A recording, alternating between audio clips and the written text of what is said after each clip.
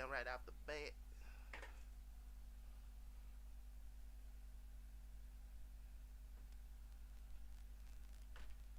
Ping game insane.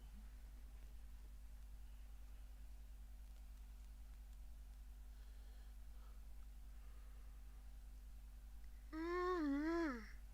Oof.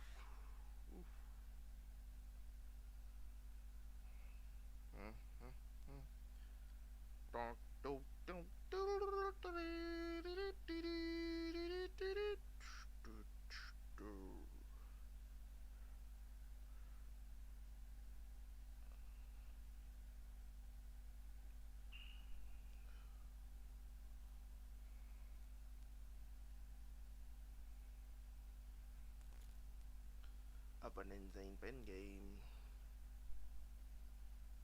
So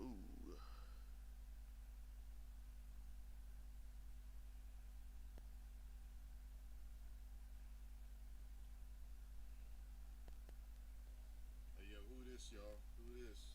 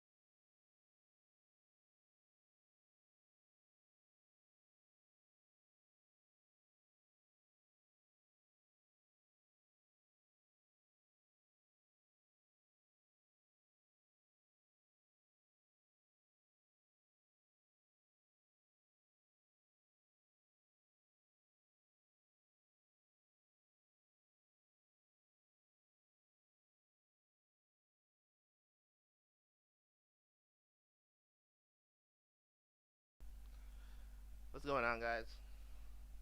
Why y'all in here? What's up, y'all? I decided not to play any games tonight. I am. Put away this cookies bags.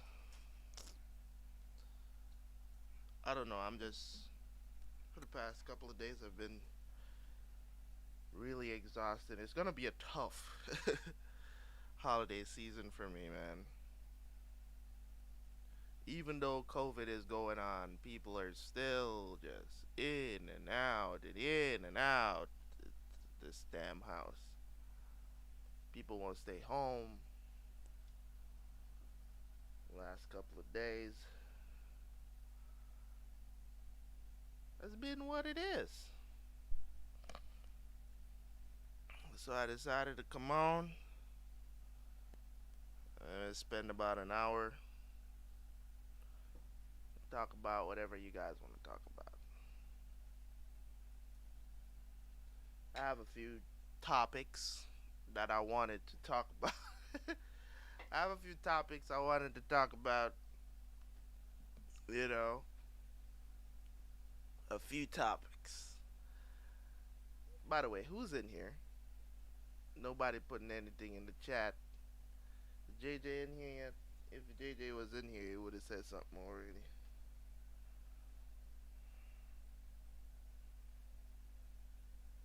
Let me know who's in here. Who's watching? I know at least one person is in here.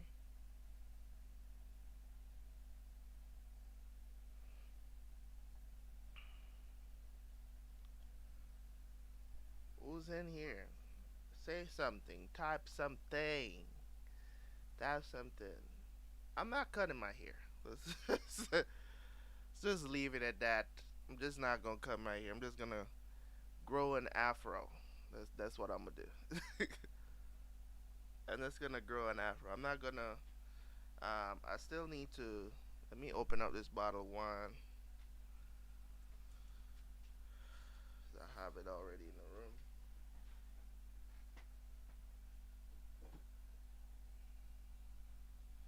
Let me taste this Sterling. Got a couple of bottles in there.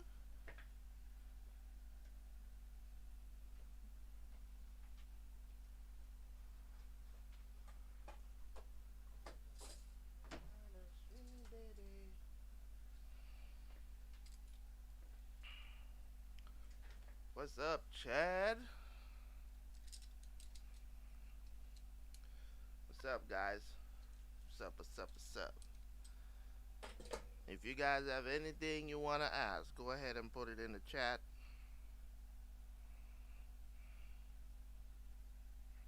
Anything y'all want to ask, put it in the chat.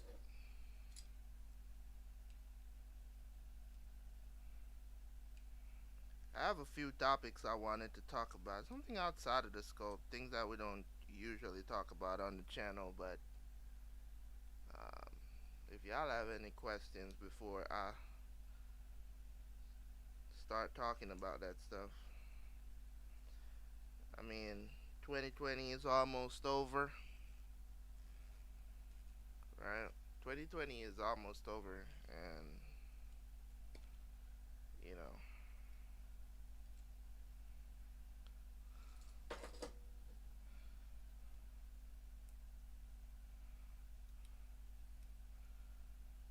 it was a tough year. When you say Christmas plans, what do you mean? Like, am I going anywhere?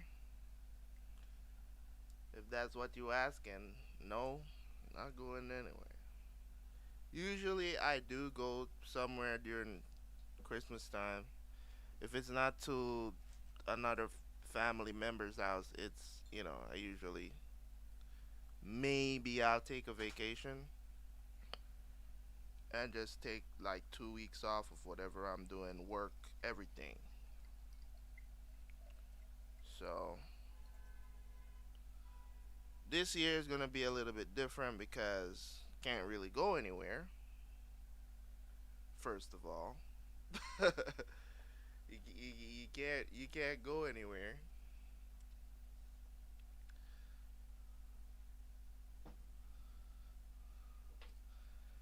and quite frankly, I'm not even really in the mood to go anywhere. You know what I mean? So this year, my is definitely gonna be different for me.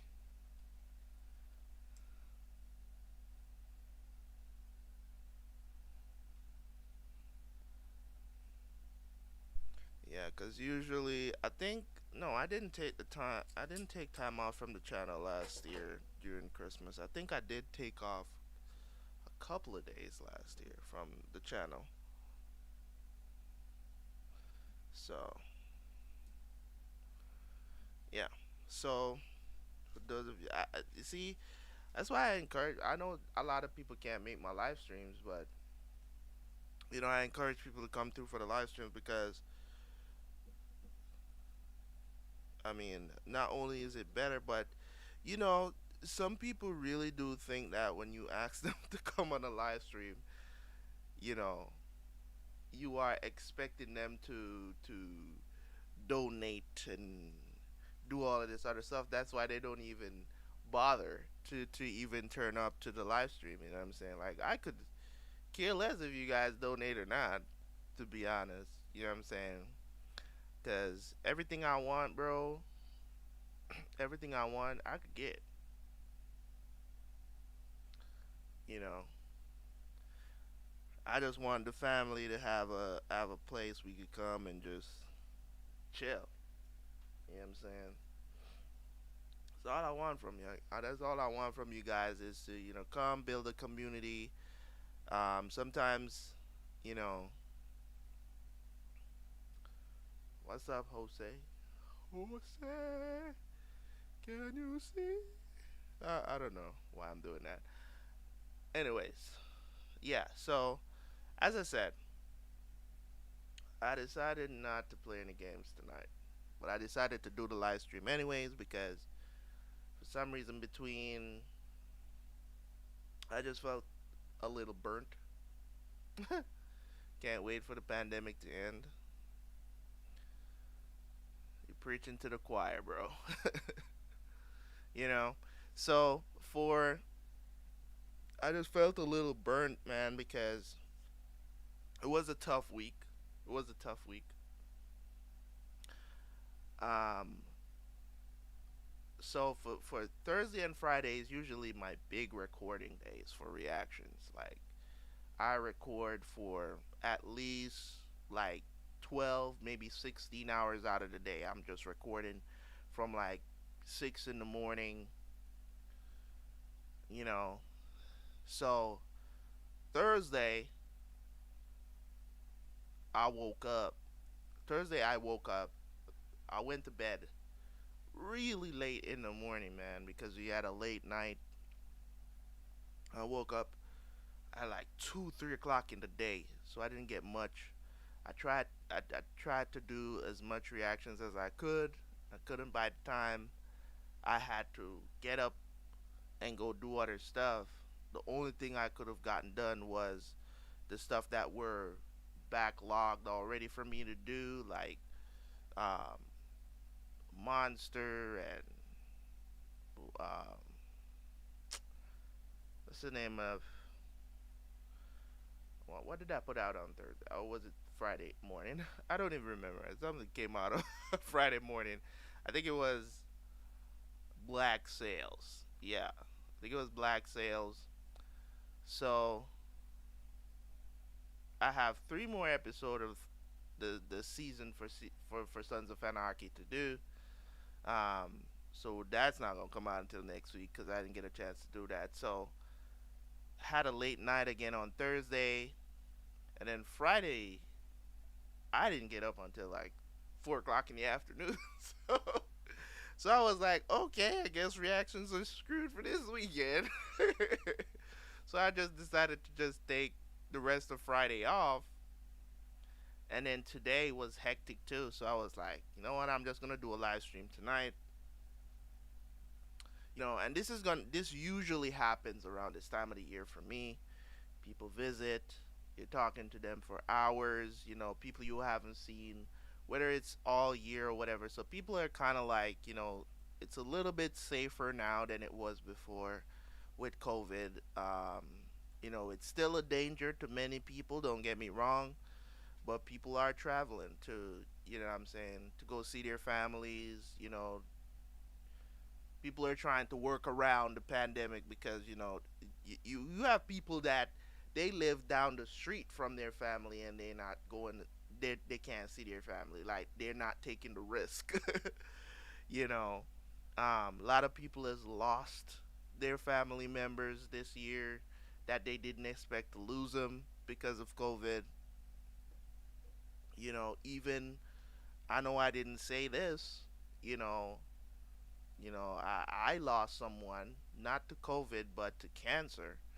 You know, this year. I never mentioned it once on the channel. You know, and this was I want to say just a few weeks ago. Um, not even a funeral was held because yeah, COVID. you know, it's a lot of stuff, man. Okay, so the burnout hit you too. Okay,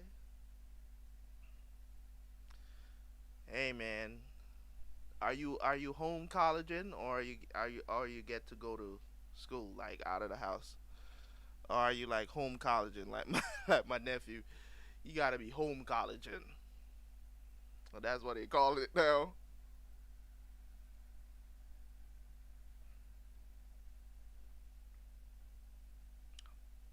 Wow, this wine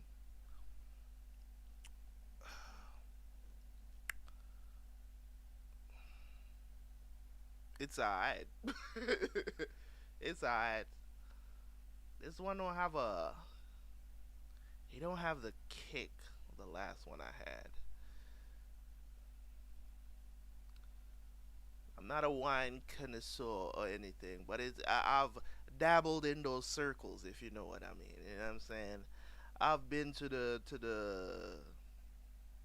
There's just certain things that I encourage people like you don't have to be you don't have to be rich. You know what I'm saying? You don't have to be rich. You don't have to have a lot of money to experience certain things. And one of the things that people do have a misconception about is that oh you got to have a lot of money to experience a lot of things that you see rich people do and you really don't. It's just you're not going to be in the company of quote unquote regular people, if I should say so. You're just not going to be in that company. But it doesn't cost a lot of money to do it if you really want to do it. You know what I'm saying? Like if it's something you want to experience, it might be a little bit more than average. Like go wine tastings and stuff like that. It's not your usual people you're going to find at a wine tasting. You know what I'm saying? Some wine tastings are invite only. You know, just gotta know the right people. You know, some of them is paid events. Some of them are charity events. You know, so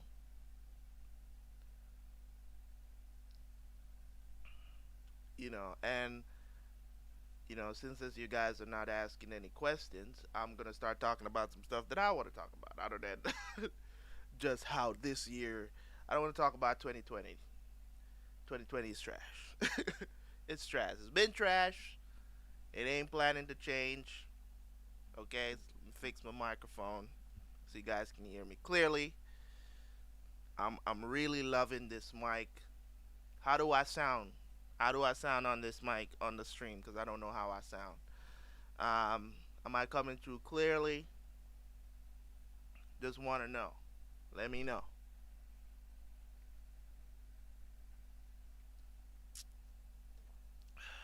I know some of you guys are young, so I just want to put y'all up on game for a little bit because I want to talk about something. Unless you've been living under a rock, you know, it was a situation that went down I think it's been a week now since that video went viral. I wanted to make a video on it, but why not talk about it on the live stream and then post it on the channel of me talking about it. So, um, you guys must have seen the video with Kevin Samuels, the "You Are Average at Best." That's the name of the video. Um, so the clip went viral because of how he was talking to the lady. Basically Kevin Samuels is this guy that he gives advice to women. Whether they're young, whether they're old, that's what he does. He gives them advice. You know, and helps them, find or not necessarily match make for them, but help them to understand things about themselves and, you know, kind of bring them down to reality standards, right? As in, you have older women out here that think that they could still get a man of high value. Now, when I say high value men, or you know, or us in the manosphere, we understand what a high value man is. And it's not necessarily just about money. You get what I'm saying? But in this particular situation, it was about money because she called in an inappropriate time too, and he decided to make an example out of her because this is what he always goes through with. Yeah, this is what he always goes through with women, right? So because she called in on the wrong time, because it's a business that he runs, right? People book sessions with him and stuff like that, to kind of get his advice on things.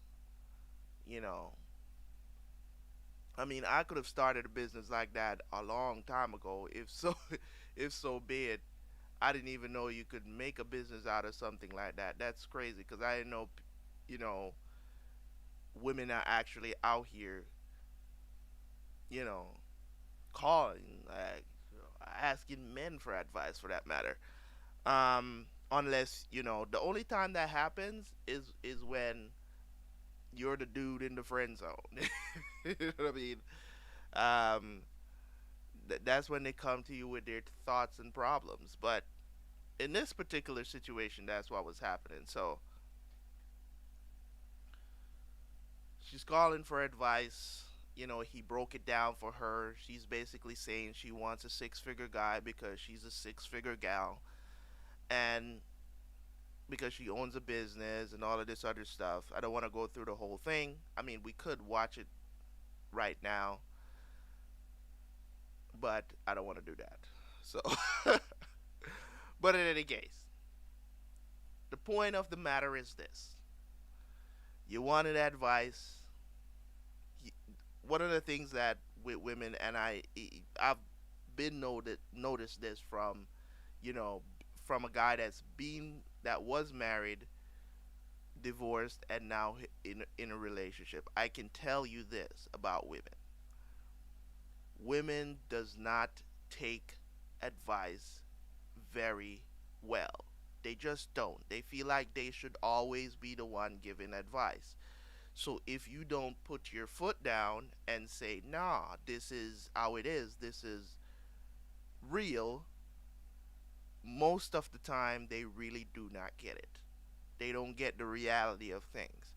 And I'm not saying every woman is like this. I'm not saying that every woman is like this. You do have some that are the exception, right? But what they don't understand is that the exception makes the rule even more potent. It's not an exception to the rule. So if the majority of you guys are this is what most men are experiencing with women, right? Because I experience it all the time with my girl, and I have to let her know. I'm like, that's not logical. Think about it for a second. And this is in no way, you know, me saying that, women are stupid or anything like that. Women are brilliant creatures just as much as men, right? The problem is, when it comes on to that, is that men tend to think a lot more logically first. Women tend to think a lot more emotionally first. So the logic always comes second to them because they think with their feelings. If you notice when a woman is talking to you a lot of times, they always more than likely start their sentence with, I feel like this is how it's supposed to be. I feel like this is how you should feel. I feel. It's always about feelings. You know, grounded in reality, and you bring facts to them, they'll respond by saying, yeah, but I feel like, you get what I'm saying? So when you hear a woman respond to you like that, what you are saying that is logical is not registering to them because they're already thinking about how they feel about the situation even before you even finish what you're saying. And this is just how it is. The majority, right? So, in terms of matters and what matters, you know what I mean? This is a situation that we have to deal with. And a lot of people came down on Kevin Samuels and was like, why did he have to treat the black queen like that? I was like, queen? In what arena? And in what palace is she living in? That's what I wanted to know. She herself says she's average, rating herself, rating herself, right? On a scale of 1 to 10, she said getting up out of the bed 5. When she's all dolled up, she could be a 6. That's what she said. Now, by my standards, you know, and on a general scale, she is not cracking no five. She's a two at best. You know what I'm saying? And that you come to notice after you've been around as a while as a guy and seeing beautiful women, and if you're just basing women just based off how they look and not their personality, right? You're going to see this. This is what is going to happen. This is how it's going to be, right? And they tend to make it seem like you're trying to put them down and all this other stuff. So when he told her you're average at best, you know what I'm saying? Everybody's like coming down on Kevin. It's like you didn't have to. I was like, Queen. I was like, come again? I was like, I guess me and you looking at two different people because, as I said, she's no looker. Let's just say that. She said, but she's like she was basically saying that she has a nice body. I'm like, nah, that no, that no, not either. And I'm not saying. I'm just saying. And you might look at it and say, oh, men are shallow because I'm saying this. Listen, guys. You see, one of the things that people tend to put out there and make it seem like, when you're first attracted to someone, you're attracted to their personality. I don't know you. The initial attraction is always physical. No matter how you want to put it, the initial attraction, the first thing you're attracted to a person is their physical being, how their body look, how their face look. I'm a guy that I love long hair, right? I'm a sucker for long hair. I'm a sucker for red hair. It's just what I'm attracted to. And I'm not saying she doesn't have a body that men would find attractive. Is not what I'm saying. But I'm saying on a general scale, the majority of men are not going to go for her. There's the other factors too. She's 35. She has a 13-year-old son. Most men that have that are in the six-figure category, which is like literally less than 10% of men in this country, the United States, or probably the world, you know what I'm saying, are not looking for a 35-year-old woman. I mean, I'm 35, and if I should not be in my relationship right now, I'm not going out there looking for a 35-year-old with kids. And I don't earn six figures on average. That is, you know what I'm saying? I'm just saying. You get what I mean? So for me to for me to think, because I know how a guy thinks. No, every guy don't think like me, but the majority do. You get what I'm saying? And one of the thing is, you have all these guys out here, you know, and that's why I say a lot of times, beauty really is in the eye of the beholder, and that is something that I will say that they got right. It's very true. All right, because what we might find ugly, another person might find beautiful, and that's very true. But this is where everything falls apart.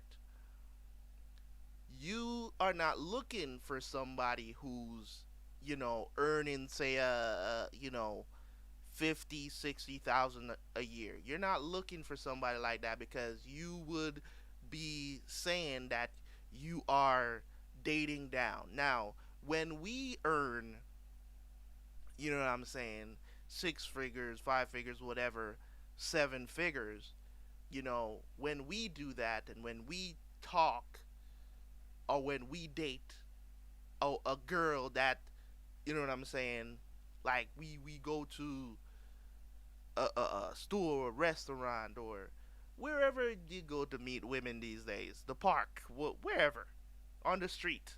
Well, not on the street, but on the street, right? Um, and we meet women. It's not considered dating down. We don't, as men, we don't call that dating down. It's just how it is. You get what I'm saying? But women have the audacity when they're making a lot of money to call dating a man who's dating, who maybe they're making two times the amount they're making, dating down. They have the nerve to call it dating down. They. So I absolutely disagree with that sentiment. I hate it. I don't like to hear women say it because it's ridiculous, and that's just how it is. And that's why, like guys like you guys that are in here watching me right now, I know all of you are probably younger than me. Don't rush things. Do not rush into any relationships or anything like that. I mean, if you felt like you already met the love of your life, that's fine. Um, and that's cool. You know what I'm saying? But if you're not, there's no rush, man. You're still gonna have a lot more options when you get older. As you build your wealth, build yourself up first, and don't worry about, oh, you know what I'm saying.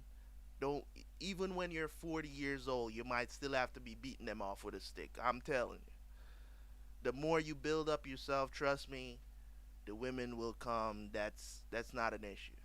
You get what I'm saying? Um, as I said, as long as you, and the responsibility is also on you also, because as a young man, as a man that's getting older, you need to keep yourself in shape. You know what I'm saying? And all that good stuff. So I just wanted to let you guys know that when you see stuff like that, videos like that are gonna go viral because of one reason and one reason only. It's not because of men. It's because of women. Women are going to make that video go viral because they're going to have a problem with it. Everybody is pretty much was constant. All the comments is that why he had to talk to her like that. Why, you know what I'm saying? The man got tired of all the stupidity because he kept telling her, your expectations, your standards are too high. You are average at best. There's nothing wrong with you dating average people. That's what he was trying to get across to her for her to understand. But because she's so hell bent on getting a man who's getting six figures too, when you are listen, I'm not saying that she can't find a man that loves her, but the percentage is not high. So why even go there? See, the percentage is always high in what we want as a man. It's always high. Even if we have kids, it's always high because guess what? We're considered as men to be the main provider. Always.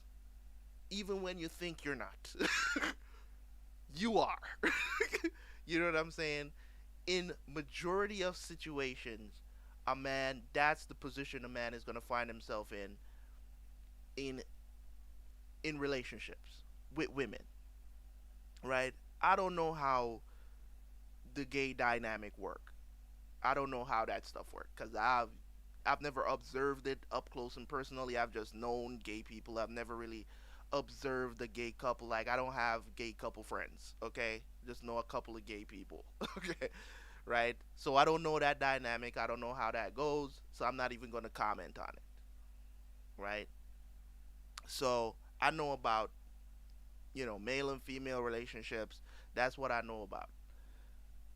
So that's what I can tell you that when a male and a female get together, most of the time, the man is the breadwinner. The man is expected to be the breadwinner. And even if the women make money, the man is still the breadwinner. It just how it goes. I'm not, people talk about, oh, our relationship is 50-50. I'm like, now when it come to money, because most of the time women hoard their money. Even if they're making more money than you do not have access to that money in most situations. You just don't, right? And it's still up to you. You know, now we want to now we want to talk about women out here now talking about, oh, if you can't buy me this, we can't be together. Let a man ever say some shit like that. You know what I mean? I'm spilling my wine. Let some man ever say something like that and see the amount of backlash he gets.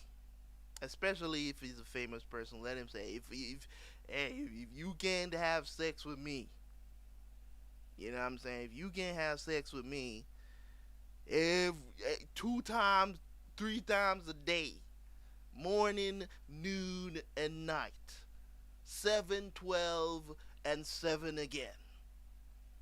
If you can't do that, we can't be together. And you see the amount of backlash that man will get. Women can be out here, they could say stuff like that, and they don't get the. You might see a couple men in the comment section saying some stuff, but you're gonna see the amount of people that's praising her. You damn right, girl. You go, queen. Yeah, that's how it is. I'm just saying. That's how it is. you know, that's the society we live in today. You know, and I tell my girl, man, I tell her, I'm like, you know what I'm saying? Don't be afraid if you find a good one to tell them, you know what I'm saying? To tell them that they found a good one. Know your worth, know what you bring to a relationship when you're a guy. Don't let no woman fool you into thinking that you're worthless. You know what I'm saying? And if a woman can't support what you about, bounce. Cry your tears and bounce. If she's all about her, women nowadays are cheating more than men. Okay? That's a fact. And they don't want you to know. They don't want you to know that they be your best friend. They be doing your best friend too. They don't care. And they care about you. They don't care about your feelings. you know? Alright, so moving on. Because nobody's asking questions. As long as I don't see no questions in the comment section, I ain't gonna answer none. I'm just gonna keep talking about some stuff I want to talk about. So, moving on. So that was that. Women need to get their stuff. They need to come down to to reality. Okay, 35 years old with a with a 13-year-old son, sketchy baby daddy, and you talking about you want a man with 6 figures. Yeah, good luck with that. Anyways, so next topic I want to talk about. There was these 3 women on this show, this podcast they do together. Mind you, only one of these women are attractive to me. I'm not afraid to say that because for me, you know what I'm saying, you got to look particular well. You know what I'm saying? I know I'm not the greatest looking guy in the world. I don't have chiseled cheeks and you know what I'm saying? I'm not your quintessential standard for women. You know, maybe the only thing that I have maybe the only thing that I have that women would actually want is as a facial feature, well, physical feature is my height because I'm 6 feet, right? And that's the only thing. I don't think I'm particularly handsome. you know what I'm saying? That's what I think about myself. Women tell me I'm handsome all the time. I'm like, whatever. you can say that, you know. Um, Some women will tell you that, and then they won't even pick you up off the street if they see you. So so to make think they trying to make you feel that I'm the guy that women tell all the time. You're such a nice guy. you know, I remember I snapped at a girl one time when she said that to me because I was tired of hearing it. I was literally tired of hearing this, women tell me, "Oh, you're such an," after they get to know you for a little bit, "You're such a nice guy." I'm like, what does that even mean? You know what I'm saying? But it's like, so it came to a point where anytime women say that around me, it's just like, that when you say that, you're literally saying you would never have sex with that guy, right? That's how I take it, because the guy you're calling a nice guy is usually either the guy that's in the friend zone. It's net it, the, and when you see them, if you ever had or hung out with women, and you see the type of guys that they oogle at, right? A lot of times you're gonna look at yourself and be like, "Damn, I'm never gonna look like that." You know what I'm saying?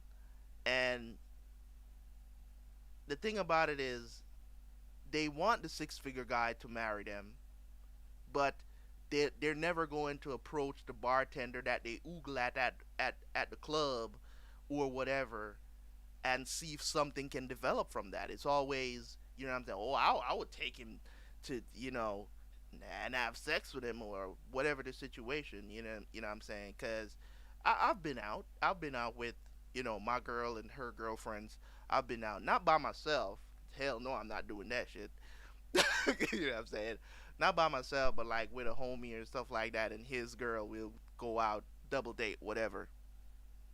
And they'll bring their girlfriends or whatever that is single. We'll go out, have a glass of wine at the lounge or whatever, and they'll see guys that they're interested in.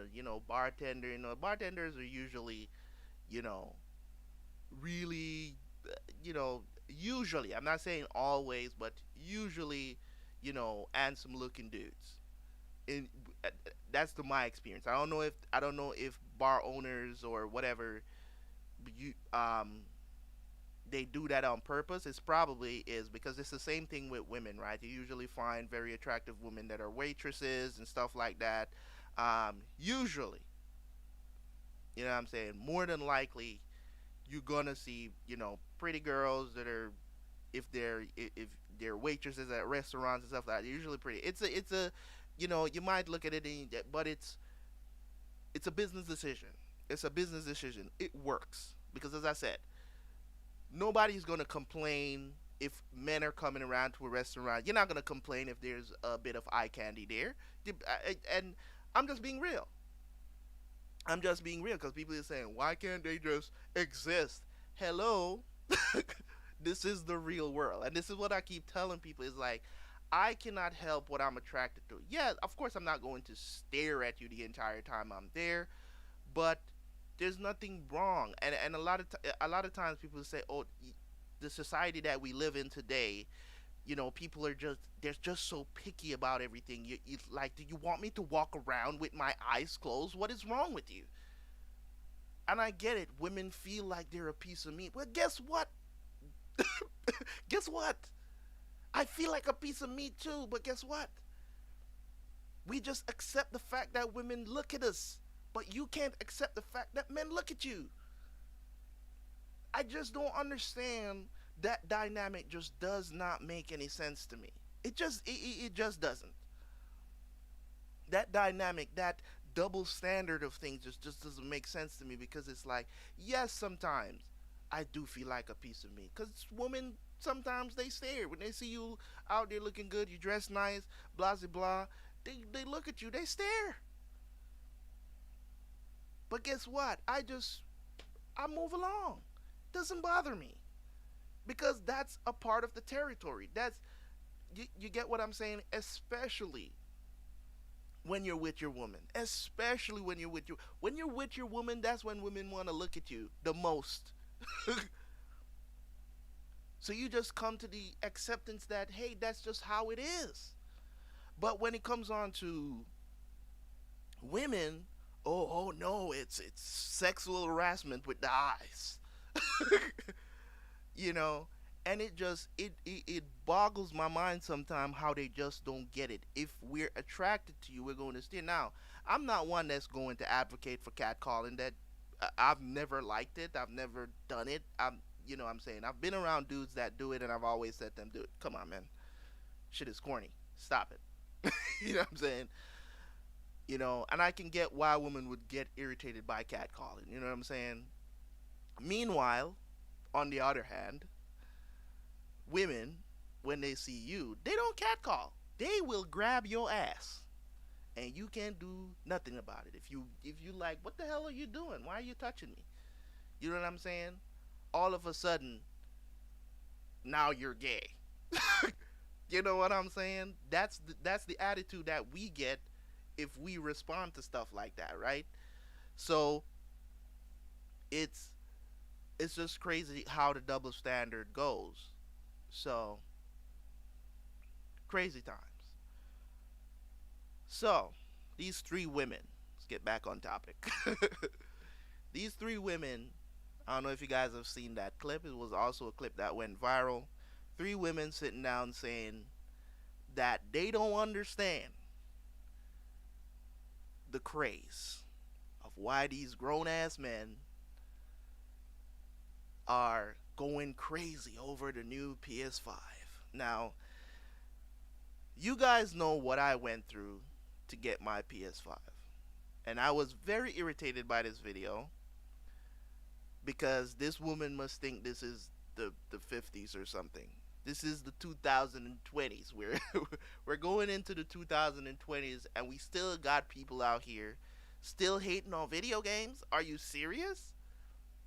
Video games is one of the biggest industries in the world right now. The biggest money makers out there right now. How can you possibly how can you possibly sit down with a straight face and wonder what's the craze over the PS5 and the Xbox Series X? Are you serious? This is the delusional stuff that I'm talking about. And one of them went on to say, "What's up, Kate?" One of them went on to say, "Oh, um, what did she say?" She said that dudes who play video games don't have good D. And I was like, what kind of general stupidity is going on this show right here? You know what I'm saying? People like that don't deserve to have an audience. Let's just because they generalize so many things that don't need to be generalized. You know what I'm saying? That hit me in a special place because I'm like, damn, that I had to really like, you know what I'm saying? Like really thought about it. I was like, damn, I don't have good D? I thought I did. I was like, what's going on here? You know what I'm saying? And I'm not saying I took what she said as gospel or anything like that. It was just like, what? it it was such an uneducated statement to make that it really had me thinking maybe I don't. you know? You know what I'm saying? I'm laughing because I'm like it's so like somebody says that to you, what do you come back at them with? You know what I'm saying? It's just like other than just laughing at the person for saying something so outlandish. You know what I'm saying? And so trying to put that on everybody. You're talking about you have more women playing games than ever nowadays. You have gamers who are getting married, or which is something that never used to happen That's happening now more than ever because guess what? Men in the gaming industry are making money now. Before it wasn't so flashy and all this stuff. Now you have streamers, now you have YouTubers, you have all these different people there. You know what I'm saying? So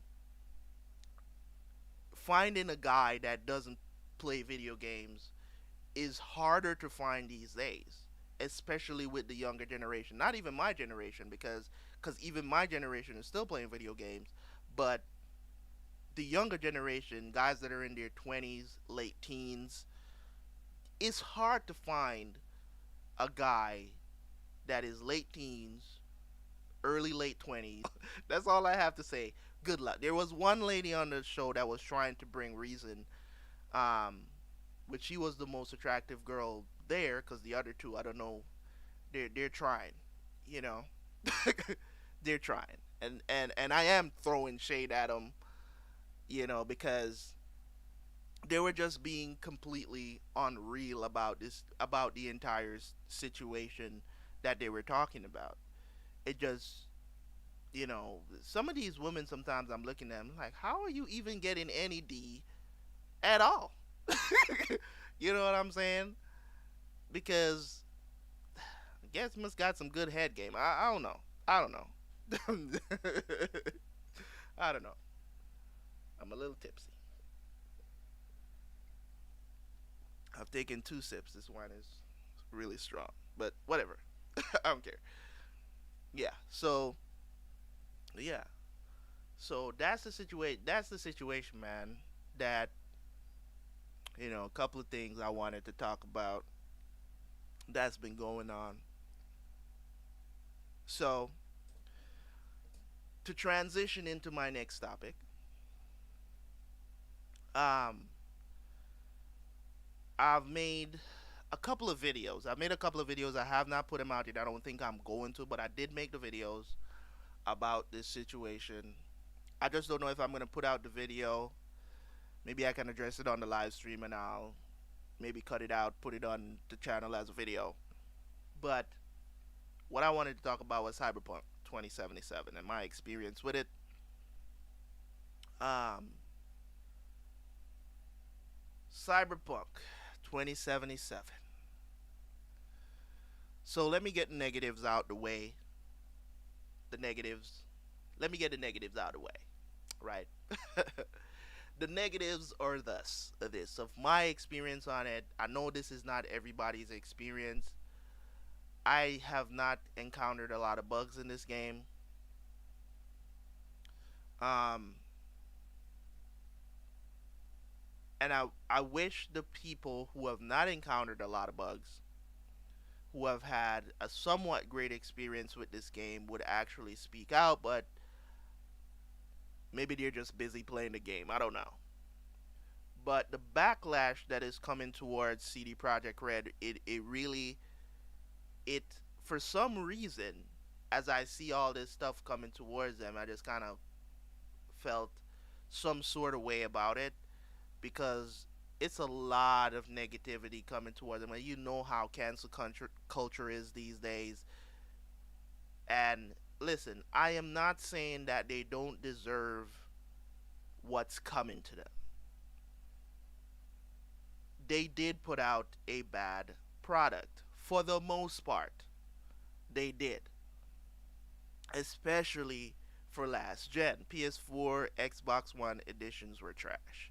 I've seen the videos, I've seen the memes, I've seen the glitches, I've seen the bad graphics. It's blowing up PlayStations. um, I wouldn't dare put that disc into my PS4, and I'm gonna tell you guys why. Because this game, the vast monstrosity that is Cyberpunk 2077, that game was not made for last gen. I think all the delays, I think all the delays, yes, did that threats and all that stuff that they're getting, I'm not with that. That's people are ridiculous. At the end of the day, it's a damn video game. They put out a bad product. Get your money back and shut the hell up. Period. There's no need for y'all to. This is crazy, people, man. You know. Yes, exactly, Chad. Exactly. I completely agree with that. You know what I'm saying? I think that they were working on the PS4 and Xbox One versions, and that's why the game kept getting delayed because they couldn't fix the bugs because the system just can't handle the bloody game. The system can't handle the game.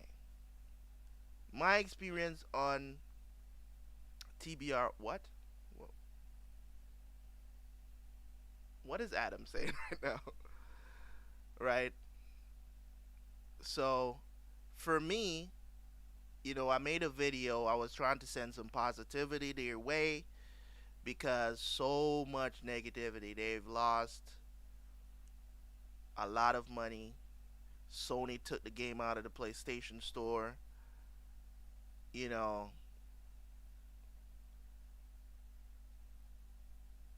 a lot of people had high expectations for CD Projekt Red. They did, and I get it. They did. They had. I'm talking about Cyberpunk, Adam. That's what I'm talking about. I'm talking about Cyberpunk 2077 and the backlash that they're experiencing right now. Still going on after the game has been released for what, a week now, a week and a half, pretty much. So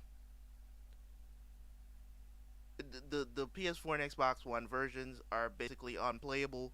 But my experience on playing it on the PS5 it's been awesome. I've spent a lot of time. I think I've probably put at least 20, maybe 30, maybe even 40 hours. I haven't checked. I put a lot of hours in that game since it came out. I stopped playing Ghost of Tsushima for a little bit for literally probably around 4 or 5 days. I was just grinding Cyberpunk. Think I'm level like 29. Street cred is maxed out. It's a great game. It's a great game. And the thing about it is that I wish everybody could have experienced the greatness of it. It's a great game. It's not Spider-Man. It's not God of War. It's not Red Dead Redemption 2. It's not. But it's a great open world game. There is so much to do in this game that I wish everybody that bought the game could have had its experience. This game would have probably, if it was released right, and everybody could experience it and have those people trying to get refunds and stuff, I think this game would have probably had the record for Metacritic score. I'm not even joking. It's that good. Even the story is really good. A lot of dialogue, but that's to come to expect from a CD Projekt Red game. Because people are saying, oh, some people who have talked about the story, they say it's boring. Don't get me wrong, cutscenes can drag. This is not a game for impatient people when it comes on to the story. It's not. Because there's a lot of dialogue in the story. I mean, the prologue for the game is hours long before everything gets opened up to you. And even before that, you can still do a lot. It's just that, of course, you don't have upgraded weapons and stuff like that, so you can't really go do everything. But everything is kind of opened up on the map enough. It's just that as you level up, better things become available to you, for you to use. Because some weapons are locked behind your level, your street cred, the amount of money you have, whatever the situation is. So, which is very typical of open world games. Okay? Yeah, they can add more to the game later. I think this game is going to get a serious overall, as in fixing the bugs and all that, and I think everybody's going to come back. But I just wanted to put it out there that the people who actually had a chance to play this game and they weren't bored and they were patient with it, I think they would have something good to say about the game. And this is not a the Last of Us 2 situation. This is not it's not like that. You get what I'm saying? Last of Us 2 sucked and deserved the backlash because of, you know what I'm saying? Because of the narrative they created, just it just didn't sit well with most people, because you decided to kill a character that we all have come to know and love, and then you didn't even make it great. You just, there you go. you know, that's pretty much what they did there, and then forced a narrative into the game that most people weren't going to like. So they won Game of the Year, and I didn't expect any less. I knew that The Last of Us 2 was going to win Game of the Year, um, because of the boldness that they displayed in deciding what they wanted to do with that game. So even though users hated it for the narrative, yeah, they still won. So yeah, in development for a long time, bruh, there is so many side missions to do in this game. I don't know what other people are thinking if they're not doing those. They help you to level up. They're really good. All the side missions are different. They're not generic. That's why I said there's so much content packed into this game. It's hard for me to look at this game spending so much time playing the game. You know what I'm saying? The weapons are awesome. The different ways that you can play this game, the different builds. Open world games don't do that. You get what I'm saying? Open world games, like if you're talking about like Soulsborne games, Soulsborne games are not open world. They're kind of open. You know what I'm saying? They're semi open world, right? It's just that different directions. You can speed run through the games, whatever. But a true open world game, like say a Red Dead Redemption 2, where you can do all this stuff off the side, and like this Cyberpunk 2077, where you can do all this stuff on the side, is a true open world game. And I think if they had made this for next gen, I think everybody would be having a great experience right now, as in with how everything is structured. The buildings are awesome, and don't get me wrong, it's not anything graphically, you know, like change, like revolutionized or anything like that. It's just, and the verticality in this game is awesome too. The vertical, you can climb literally anywhere. If you can reach it, you can climb up there. You know what I'm saying? Like if you can grab onto any type of edges in this game, which is something that I really like about the game. You can approach situations in so many different ways, man. It's just, for me and my experience, and I know a lot of people did not get they're not experiencing the same thing, but that's just how I feel about it. It's just, to me, it's an awesome pickup. If just don't get, if I know a lot of people don't have the next gen consoles yet, you know so that could pose an issue too. If you're getting the PS4 version, man, and you have the PS5, play it on the PS5, bro. Since I literally have not even turned on my PS4 since I got the PS5. So um, we see how it goes. So next, uh, you are doing a disservice if you don't do the main. If you're rushing through the main storyline, you are 36 hours, haven't made it to Act 3 or whatever yet. Yeah, I'm telling you, I have not. I've played. through the prologue and like a couple of missions after that, main missions. Everything else I've done is just side missions. Um, I'm just for me, I'll probably hit level 100 before I start the next main mission.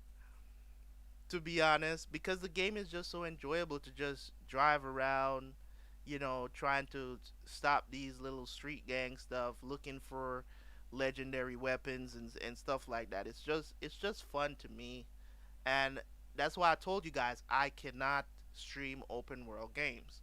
I just can't because the way how I play open world games, I don't want to rush through the main storyline because once I finish the story, I probably won't play the game again, and that's why I don't. That's why I go do all the other stuff. That's why in Ghost of Tsushima, in my if you notice in my second playthrough after I did the prologue of the game, in my second playthrough, I was literally OP. I was OP because in that first area alone, I unlocked two other stances, and then in the next playthrough, which is one that I just put up, I think it was yesterday that I put it out because those videos take forever to render out on my system. Y'all think, bruh, I have to put that thing to render when I'm going to sleep, and sometimes when I wake up, it's still not done. This one took, I think it was 8 hours total because I'm rendering out in 1080p 60 frames per second. My computer can't really handle that stuff, but you know, I think it took like about 8 hours. 'Cause I think when I woke up, it had probably around 10 minutes left. So it takes a while. Yeah, you should definitely. I'm not going to discourage people from getting it if you're experiencing the bugs. Like the things that I have issues with in the game is it crashes on the PS5. It crashes. You know what I'm saying? It crashes, but it's usually like if it crashes, then it'll come back. Like I'll restart the game and I have to reset my settings and stuff like that. So that stuff is annoying because we know the game is buggy, but that's another thing that I've experienced is that when I get out of my car, I can't run. But I think they fixed that because an update just came out, I think last night. So they might have fixed that. I don't know. They fixed a lot of things with the update it was a 17 gigabyte update that came out last night. So I think they fixed a lot of the issues. I don't think they fixed all of them. And for me, it's just like sometimes you just gotta give people the benefit of the doubt. I don't doubt their commitment to the community and whatever.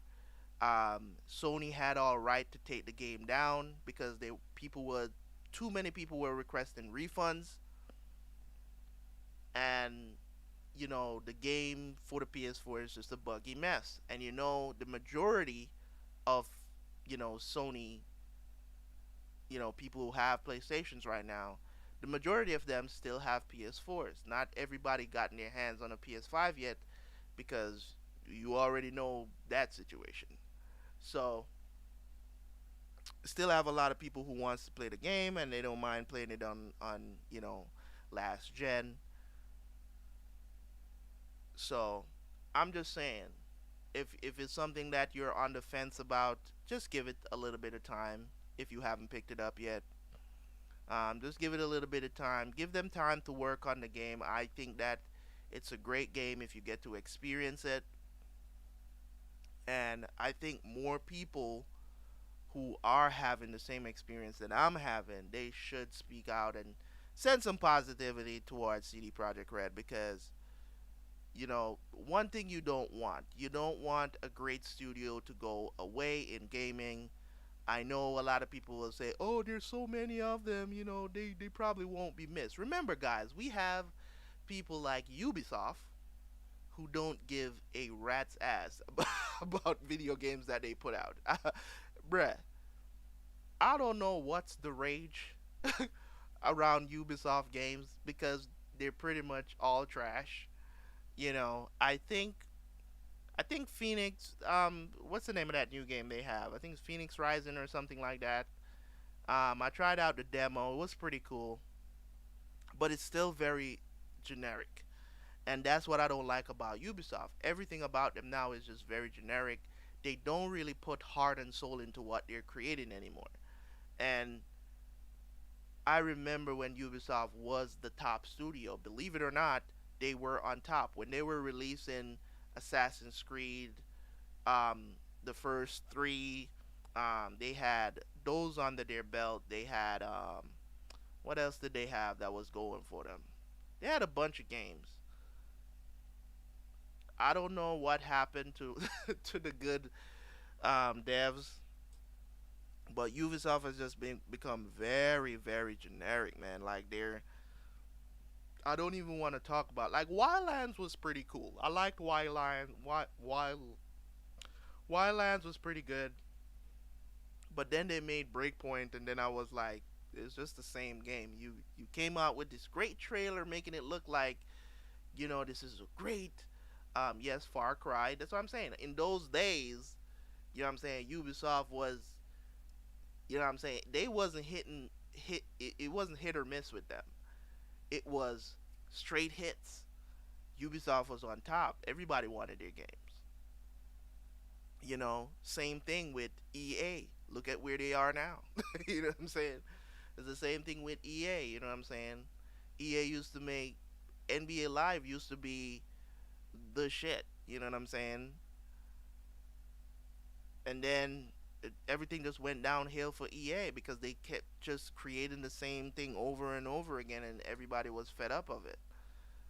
Improve the game. Now all EA cares about is money and selling you loot boxes and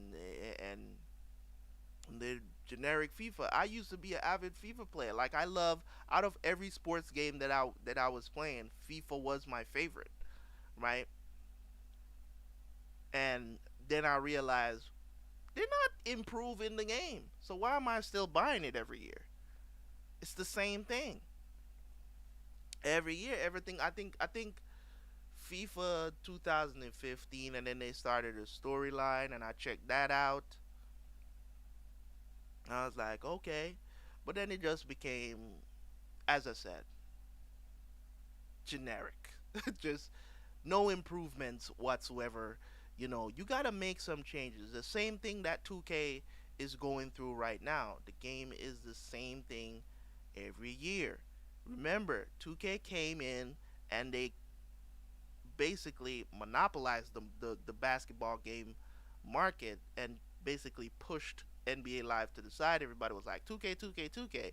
And now 2K, you know, I'm waiting for another company to come along and start making a better basketball game because 2K has gotten lazy.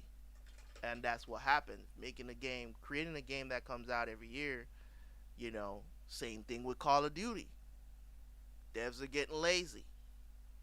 It's no improvement. Last year, I think Infinity Ward is gonna knock it out the park for the Call of Duty for next year. I think they're going to. Infinity Ward has always been my favorite studio that made Call of Duty. I love how their games feel. I know a lot of people love Treyarch better, but that's just preference. You know, um,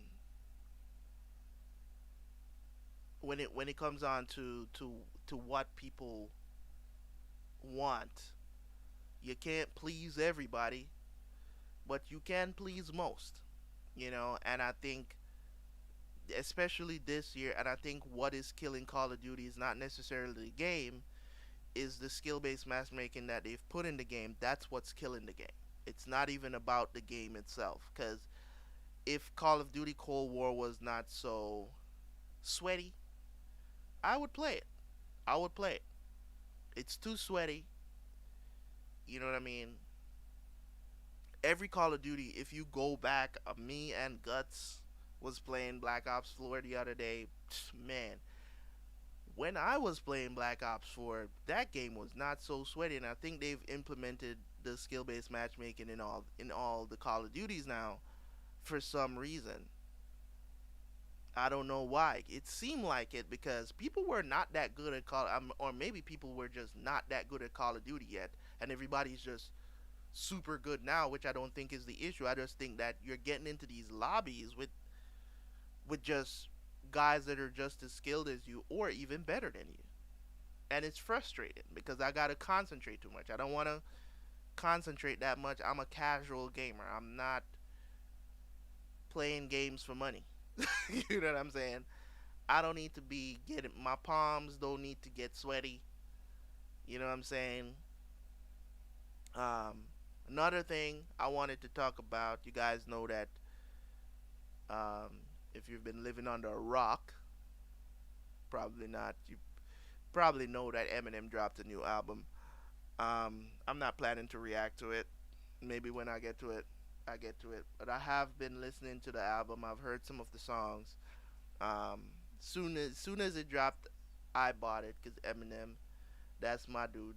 It's the most the most consistent musician or rapper in my life.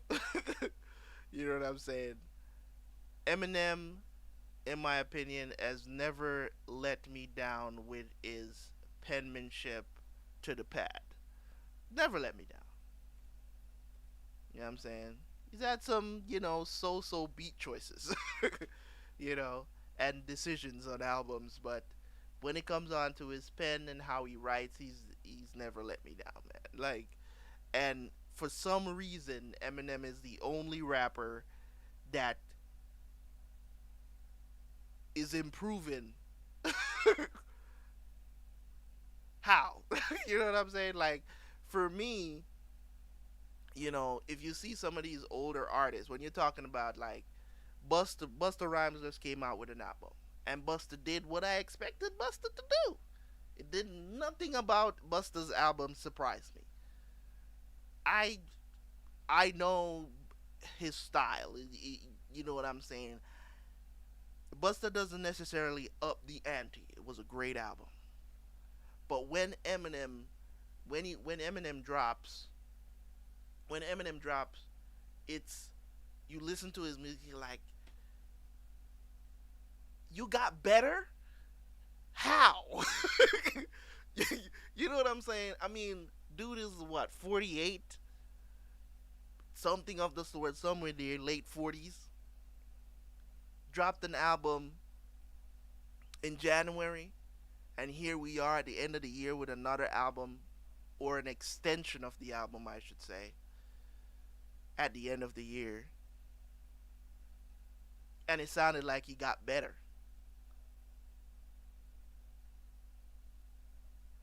Not many artists can put out albums these days where you're enjoying every single song on the album, you know. And maybe you're saying, "Oh, so you're just a stan." You know what I'm saying? 48 with bangers. Well, what does that mean, JJ? 48 with bangers. What does that mean? What does that mean, JJ? Educate me, sir. I don't know what that means. 48 with bangers. What does that mean, sir?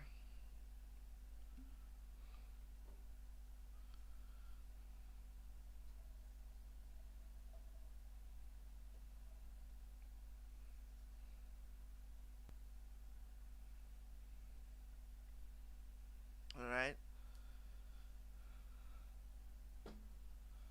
So yeah, man. Those are the issues. This year is gonna be. It's gonna go down as. I know what bangers are.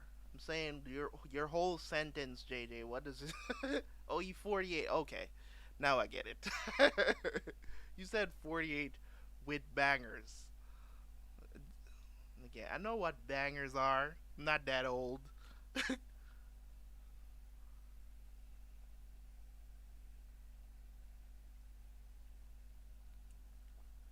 A lot of people might say, "What's up?" No comment. Who are you?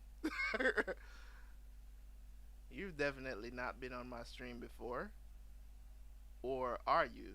Or you? I don't know. No comment. One. I don't know who that is.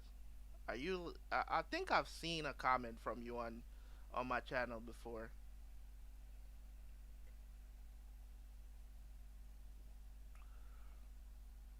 So I'm out here sipping on some wine and chilling, talking about some stuff because I just do not feel like doing anything. But hopefully we can stream tomorrow. If not, then I'll let you guys know. We haven't streamed on a Sunday for the past couple of weeks, and it's a good time to do this because you know before we jump into what episode two, right? Episode two, is it episode two of the Walking Dead series? So we can take a week off, and who knows? Cause I mean, shit. Next weekend is Christmas weekend. I can't promise you guys what's gonna happen next weekend, to be honest. So I can't even promise you guys that I'll stream because it's gonna be Saturday is the day after Christmas, so we might not have a stream next Saturday night. Probably not. More than likely, we're not going to have a stream next Saturday. I mean, you guys should be, spending time with your families and stuff like that. Not because it's Christmas, but because it's the end of the year.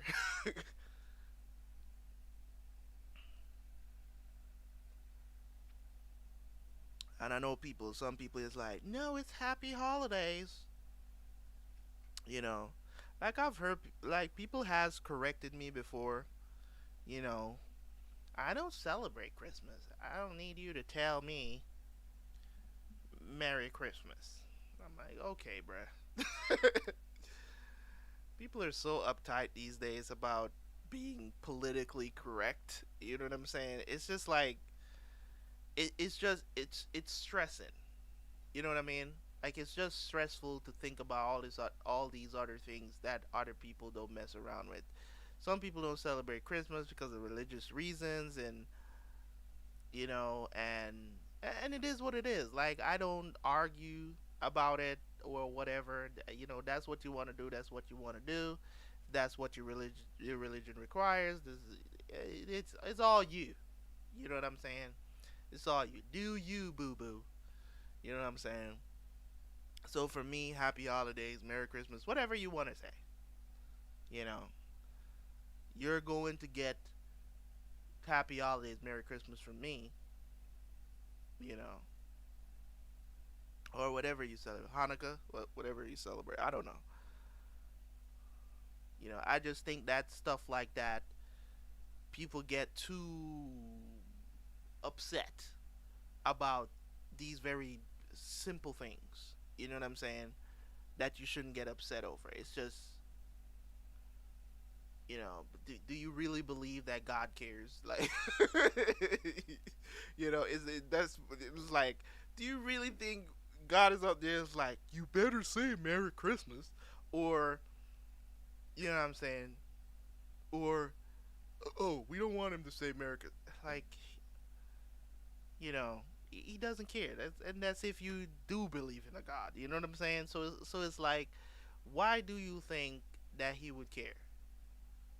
You know, it's like all that stuff is really made up by us humans, anyways. You know what I mean? It's just made up by us. Christians choose to celebrate the birth of Jesus. You know, some people choose not to. Even you have a sect of Christians that doesn't celebrate it because it's a man-made holiday, and all these other reasons. And I'm like, do you really think that God cares? That's my question to you. Do you really think you're gonna get a star in your crown for not celebrating Christmas for some reason or the other? Like, Whether you celebrate it or not, whether you celebrated Jesus' birthday or not, do you really think that that's of importance to the God you're serving? Like, you know what I mean? Like, that's how I look at things, man. It's just like, it's just a man made holiday and we celebrate it. You know what I'm saying? It's not that big a deal. You know what I'm saying? It's just like any other holiday to me. Valentine's Day, they all fall into the same category for me. New Year's Day, it's just a holiday. It's just something that we create with a reason to not work. Okay? To me, that's all it is. Now, if you want to celebrate it as Jesus' birthday, you want to do something on that day that's special to you, pray, fast, or whatever, by all means, do you, boo boo. You know what I'm saying? Like, stop making it, the general things. Like, if you, like if somebody, if they don't celebrate Jesus' birthday, something gonna happen to him. And likewise to the people who don't celebrate Christmas for the very same reason. Because, it's a man made holidays. And why should I? And plus, some of them say, oh, but Jesus wasn't born in December 25th or whatever. And I'm like, I, no, I don't care. You get what I'm saying? I live in a society that affords me the opportunity to get together with my family at this time of the year, which is, I don't mind. It's the end of the year. I think it's a great time to see people you haven't seen in a long time, get together with family, exchange some gifts, if possible. If you can't, that's fine. You get what I'm saying? But to completely disregard the holiday because, oh, it's man made and, oh, like, come on, man. Get a grip. You know what I'm saying? Like, when people say that to me, they don't celebrate Christmas, they don't celebrate birthdays, and you usually hear this stuff from Christians a lot. And just trust me, I'm talking to you because I grew up in Christian church, literally more than half of my life, you know.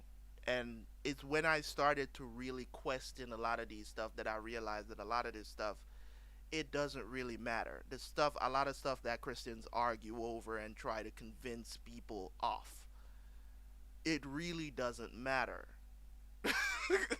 You know what I'm saying? It's just a tactic that has been produced over the years. You know what I'm saying? It's just a tactic that have been going on for years and years and years, passed down through generations and generations that people just haven't let go of. You're talking to someone who's coming from a church like back home, like what do you call it? The church that I used to go to, or the section of church that I used to go to, they don't allow women to wear pants and you know earrings and stuff like that. And I never questioned that until I got older. I never questioned it. Why is that a rule in the church? You know what I'm saying? Why is that a rule in the church? Now, and trust me, I grew up with that kind of mentality in my head, thinking that if a woman is any wearing like a pants or whatever, like, that's not the woman for me. So I was like indoctrinated to believe that that's a bad thing when it's not. It's so stupid. You know what I mean? So it's just little stuff like that. And I'm not saying that every church does this, because apparently not. You know what I'm saying? But when you're growing up and you're going to church, and these little rules, like the one that I just described, and then they talk about American churches. When I was in Jamaica, they talk about American churches and how they allow their women to do whatever they want and wear whatever they want in the churches and stuff like that. And you have the church down the street that is allowing their women, and they're demonizing and talking bad about them in church over the pulpit, bruh. You get what I'm saying? And I'm not saying this to discourage anybody in here that goes to church or whatever. I'm not saying that. I'm just saying there's just certain things. And I tell people, you believe in God, get to know Him yourself, man. Because there's a lot of stuff that people be preaching to you that they don't know what the hell is going on either. Okay? So it's just that when you actually think about things from a logical perspective, you just realize that a lot of that stuff is just chatter. It's just chatter. It's just stuff that they use to keep people in line. You get what I'm saying? You know, that's just what it is. And I tell I before I left Jamaica, I was of a different mindset. You know, there's certain things that I hear still when I was still going to church and stuff. Certain things that I was like, okay, whatever. I'm not gonna tell you you're wrong. You know what I'm saying? Because you're gonna throw the Bible at me. You know what I'm saying? You're gonna throw the Bible at me, probably literally too. So I'm not gonna tell you you're wrong, even though I know what you're saying just doesn't make any sense. You know what I'm saying? And I think confusion is not something. I mean, in the Bible, it talks about you know God is not one that confuse. He's not. The devil is the one that confuses people, not God. So if you are having a hard time with thinking through things logically and how and if it makes sense, then you just have an issue. I think a lot of things in the Bible is a lot of things in the Bible is very clear cut. Some people don't believe that it's the word of God, and I get that. That's your belief, but I think a lot of things is misinterpreted in the Bible, and that's just my opinion. But we're not here to talk about religion, so I'm not even going to go into that. Um, I just want to talk about how when it comes on to this holiday, how you know people have different feelings about it, different perspectives about it, and it sometimes it just their argument just doesn't make sense. You know, I think, in my opinion, the way how I look at it and the reason why I do what we do for Christmas, which is exchange gifts, you know, exchange gifts, and it's a happy time. Smile. You know what I'm saying? At the end of the year, smile. Give you a chance to smile for a week. You don't know what 2021 is going to bring. You don't know. We don't know if we're going to have a better year or an even worse year than 2020. But you get a chance to smile, be around family, and the country or the world allows you to do that. Because I know it's not celebrated in every single country in the world, but for the most part, it is celebrated or recognized as a national holiday, right? So why not indulge? You know what I'm saying? Some people don't buy people gifts ever. This is giving you an opportunity to buy somebody a gift. You know what I'm saying? An excuse. So it doesn't have to be, you know what I'm saying? If you give somebody a gift on Christmas Day, they're never going to ask you, what's this for? Do you know how many times I've given my girl a gift that has nothing to do with an holiday? And she's asking me, what's this for? Why does it have to be for something? You know what I'm saying? Why does it have to be for something? Couldn't it just be just because you're my woman, I want to show you my appreciation? Why do you think always that I have an ulterior motive for giving you stuff? And that's what I'm saying. Christmas at least gives you the excuse. They already know that it's Christmas. They should expect a gift or not. They shouldn't, you know what I'm saying? They shouldn't really expect a gift, but at least if you give them a gift, they're not going to turn around and ask you, what's this for? You know what I'm saying? So just indulge, be happy, man. I wish more people would just be happy and stop frowning about life and making excuses and talking about different things, and it just that just doesn't make sense. I wish people more people would just enjoy life like, you know what I'm saying, like how I can have a great conversation with, you know, with guts and stuff like that, you know, outside of being on stream or, you know, in Discord. Like we can just, you know, call each other, play Call of Duty together, and just talk about life, man. And I told you guys that if that's something that, you know, you guys want to reach out to me and we could, you know, talk about different things. If you're going through a tough time, I make myself available for people like that because, you know, that's just who I am. And a lot of times people don't have the same, they just don't have the same support system as others do.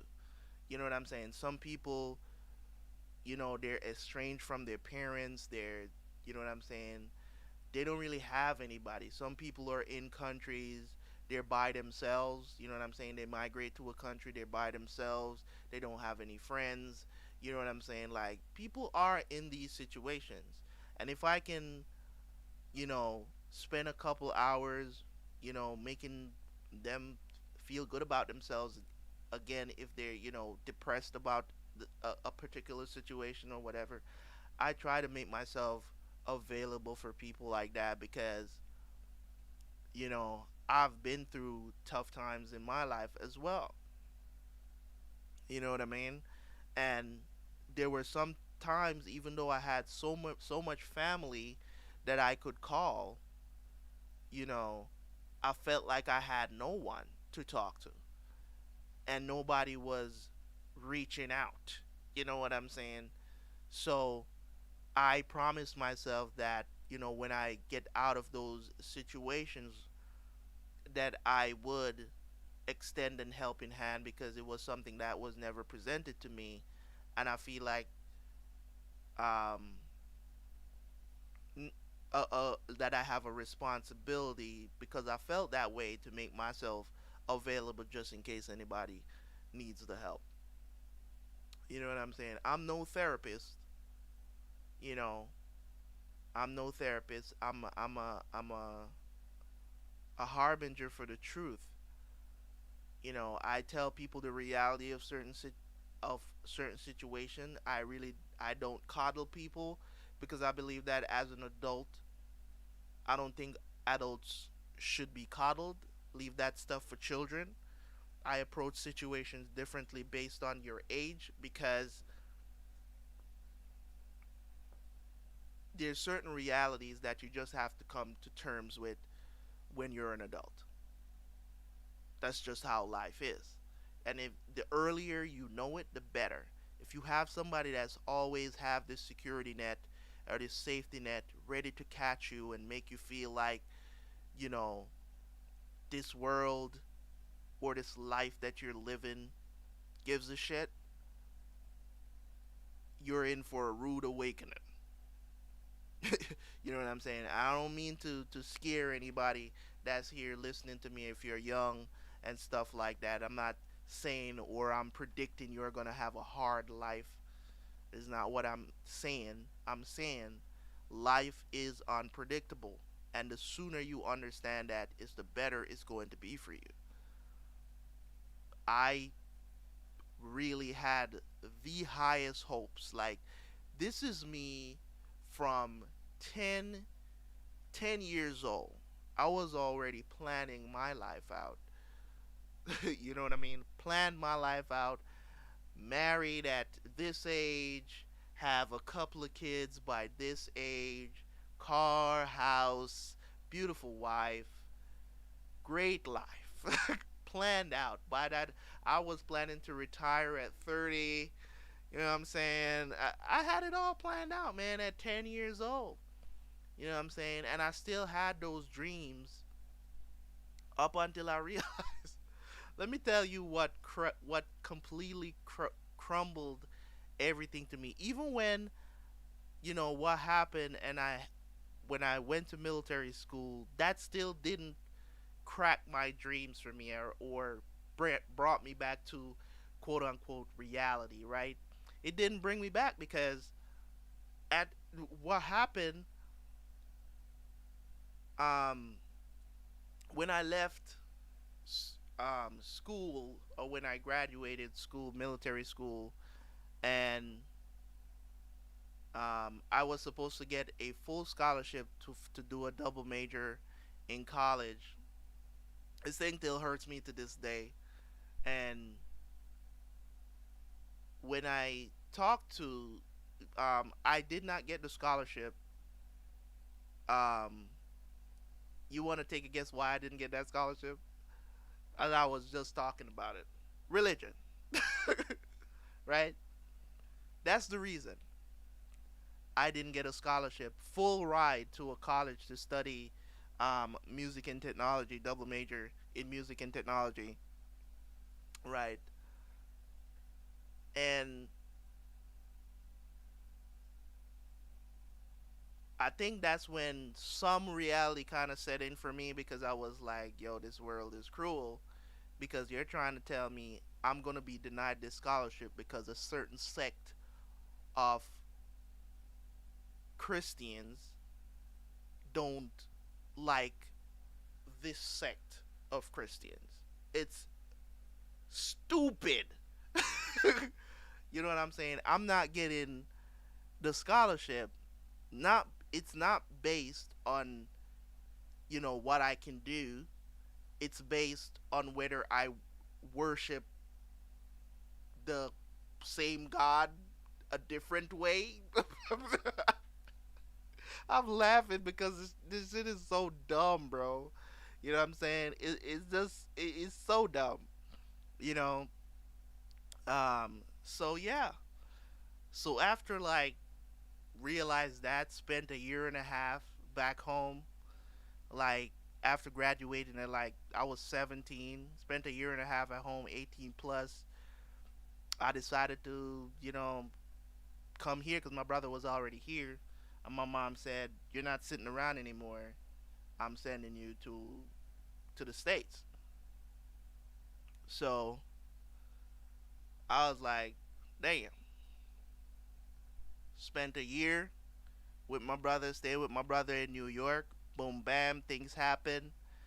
I mean, you guys have, if you haven't seen the video of me, um, the two videos that I put out of me telling the story of how I was homeless in New York, it's a touching video. You should go watch it, because I had to split the video into two because I started crying so much in the damn video. So yeah, that happened. So at 23, I was homeless. No, not at 23. I was homeless. I was homeless for about a year, and then my sister came and got me, brought me to Miami. Got married at 23. Thought I met the love of my life. I was like, things are back on track. Nope. Nope. 5 years of torture. 5 years of torture. 5 years that I can't get back. 5 years that I can't get back. Um, I don't even remember the name of those videos, to be honest. I should look it up for you guys and tell you what's the name of it. I think it has something to do with. I didn't name it anything that you probably could look up and find, but I should probably. If it was really early in the YouTube career. Um, Let me see if I can find it on the channel. I think it. I think it's something another give up. Never give up or something like that. I don't remember. Let me see if I can find it before I continue my story here.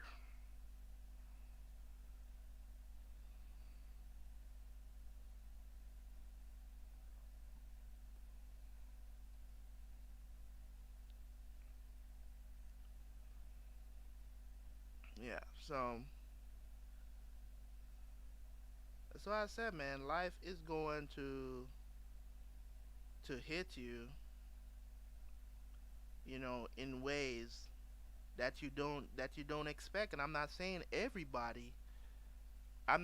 everybody is going to. You say you haven't heard the full thing.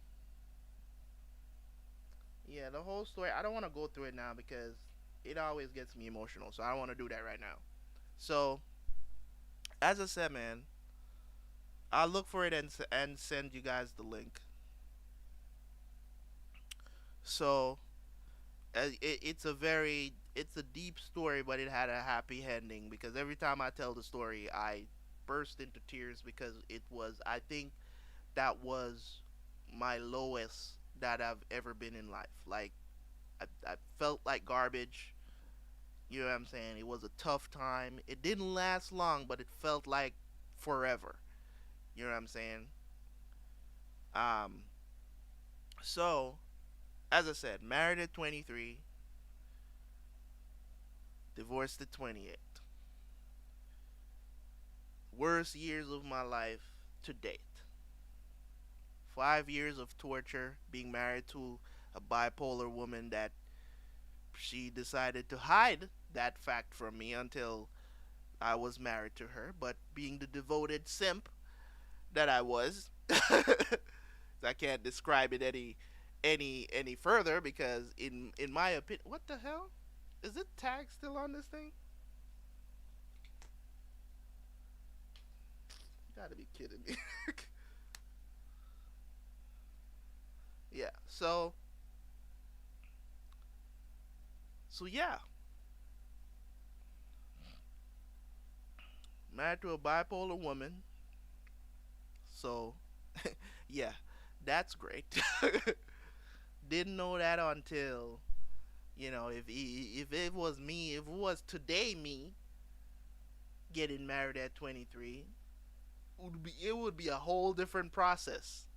But you live and you learn. What can you do? So it was just a crazy time, you know, because I really thought I found a woman, and the thing about her, she wasn't particularly like beautiful, like you know what I'm saying, like she was average at best. Let's just put it like that. You know what I'm saying? She was average at best, but you know what I'm saying, but she was just, and that's what I'm saying. Like that's why I told you guys. Like I believe in, beauty is in the eye of the beholder, and I think one of the things that benefited, us going through marriage and all of that was the thing that benefited me is that I got to know her before, like I saw her, I was attracted to her, but I got to know her. You know what I'm saying? We went to the same church and everything, so it was like you get to be around her, you get at least to see her every week. You know what I'm saying? So it wasn't like you saw a girl one off and you're like, this is the opportunity. You gotta go talk to her now. You know what I'm saying? It. I knew she was gonna be at church every Sunday. So I was like, okay, it's a good time to observe, have little interactions without giving off too much vibe that I'm interested or whatever. So I got time to do my due diligence. So her personality grabbed me. You know what I'm saying? It was one of those things. So things happen, went through. You know what I'm saying? And we got married. You know, and then it pursued to get out of hand through 2 months. Well, not 2 months. What am I saying? 2 months. I want to say like around. I don't remember exactly. We got married in 2009.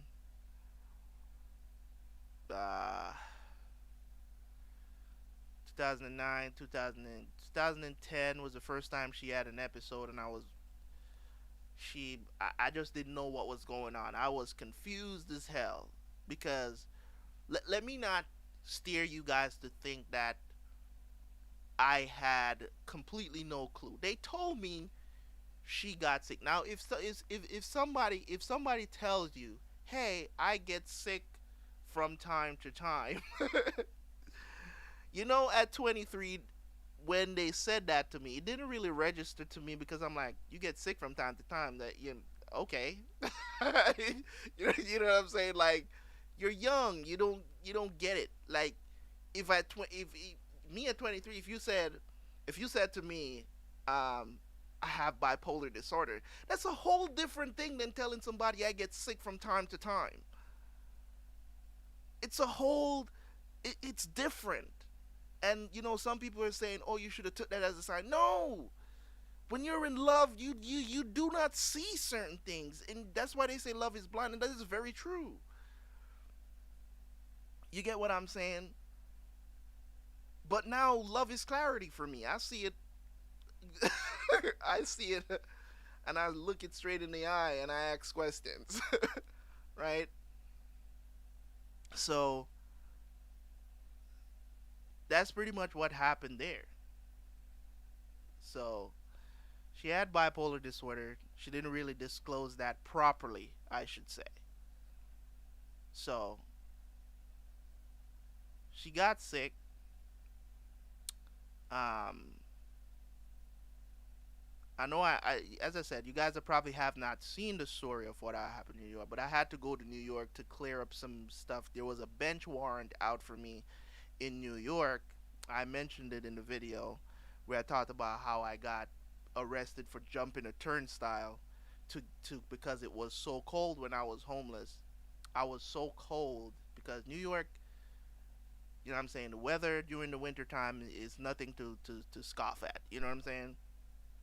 So on the trains, it was warm, but I had no money. So I was trying to get on the train. I jumped over the thing that you have to, swipe in. I jumped over it, tried to get on the train. Cops caught me. I was locked up for the weekend. I was warm in the jail though. You know what I'm saying? I was warm in the jail. It was cold and it got warm. A horrible experience, but I'm not trying to make jail seem comfy because it's not. So spent 3 days in jail. Monday saw the judge, got community service, but I couldn't serve the community service because, as I said, I was homeless. So to where the you don't want to take the chance and go on a train again unless you're gonna walk. It was too far for me to walk where the community service was going to be, so I ended up not doing the community service. But throughout the time, like it was like a while after that, I got down to Miami. So before we could file for anything for citizenship, green cards, whatever, for me, I had to go to New York and clear up that bench warrant because the lawyer that was taking care of my residency here, he told me I have to go take care of that bench warrant because he's like, "You live anywhere before you lived in Miami?" I told him, "Yeah, New York." He said, "I'm gonna check New York to make sure that." He asked me all the questions like, "Were you ever arrested?"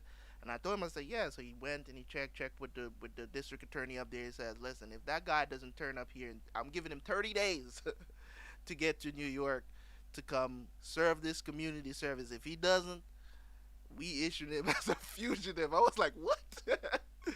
So when I had to go, the first time she had an episode, I had to go, right? So my mom and my sister went and helped take care of her because this was first. I didn't know what to do. I was crying the whole damn time before I left to go to New York. you know, so because I didn't know what to do is the first time I'm talking about like when she is gone, she loses her mind, right? She can't do anything for herself. She won't eat. She can't sleep. Everything is hypersensitive to her. Her skin is sensitive. Her it's just a complete breakdown of the human body on how it normally functions. Bipolar disorder is not a joke. Okay, let me just say that. So that's what I was living with. Now, fast forward, the problem with this entire situation was because I don't want you guys to think that I divorced her because of you know her sickness. It wasn't it because I was ready for the long haul. Because for me it's just like I'm already here. Her finding out she has bipolar disorder didn't sway my love for her any less than you know, than how it started. It didn't trouble me because I made vows, and vows are very serious to me. Like, you get what I'm saying? Like, you know, and devoted Christian, whatever the situation you want to put it as. For me, to make a commitment, I'm sticking to it. So I don't care if you know, I think love it's undefeated. It's undefeated. Love is undefeated, man. In my opinion, if you find when it's true, it's undefeated. You know what I'm saying? Love itself is undefeated. Now, you do need more than love when in relationships. That much I can tell you. You need more than love. You know, there's so much stuff to a relationship. So after, as I said, I know I've probably never talked about why we got divorced. So we got divorced because she's a very ungrateful person. I never saw that coming. She blamed everything in the world for all the problems that she has. You know, she doesn't have friends. She wants me to stop seeing, going to see my family because my family was really, what I'm saying, when you have a woman that's telling you don't go see your mom and you're spending too much time with this and that and whatever. I remember one particular incident where my brother from New York was coming to visit, us, his family down here in Miami, because he doesn't really have any family in New York.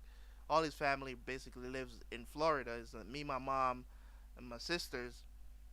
So he usually come down once a year for this big stage show that we have down here across between American and Caribbean music.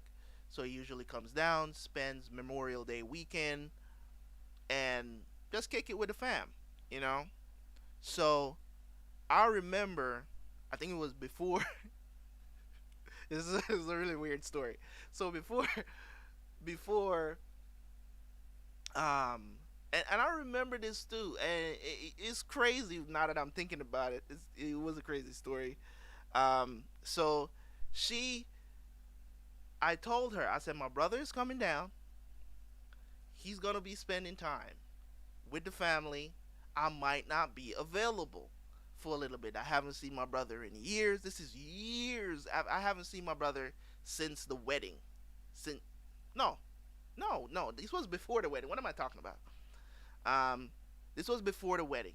It was like a year for the wedding because my brother was my best man, right? So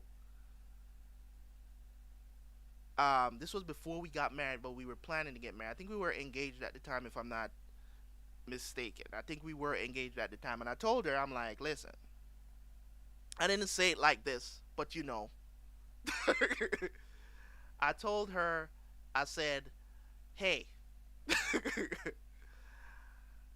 my brother is coming down. He's just gonna be here for 4 days. He does this every year. This has been happening um, way before me and her even started talking. So that he visited every year. So I told her, I said, this happens every year. It's just a couple of days. I might be a bit scarce. We weren't even living together yet. You get what I'm saying? I'm like, we're gonna go to the show together. You know what I'm saying? Me and him usually go shopping together and stuff like that. It's a couple of days, right? You know that this girl went off on me, and that should have been a red flag for me, but I didn't see it. I didn't catch it because you know what I said. But love is blind, man. Love is blind, and then y'all need to take off the blinders if you fall in love. I'm giving you guys nuggets, man. I should have seen this as a red flag, and I didn't. Now that shit would have never flown. I would have never been with a woman that ever did some shit like this, because any woman that doesn't want you to hang out with family or your guy friends or whatever the situation is not a woman you want to be with. And I'm gonna tell you guys why. That attitude cannot be something in a woman that you are with. Okay? Period. It just can't be. Right? So she said to me, basically, so he's more important than me? And I'm like, but I didn't say that. Like, you know what I'm saying? You know what I'm saying? And I think this is what, because we didn't talk for a good while. You know what I'm saying? I remember apologizing to her. I said this. I remember exactly what I said to her. I said to her, "Why you gotta always be acting like a bitch?" That's what I said to her. Now I'm engaged to this woman, so you know that's not going over well, because when you say a woman is acting like a bitch, you might as well have called her one.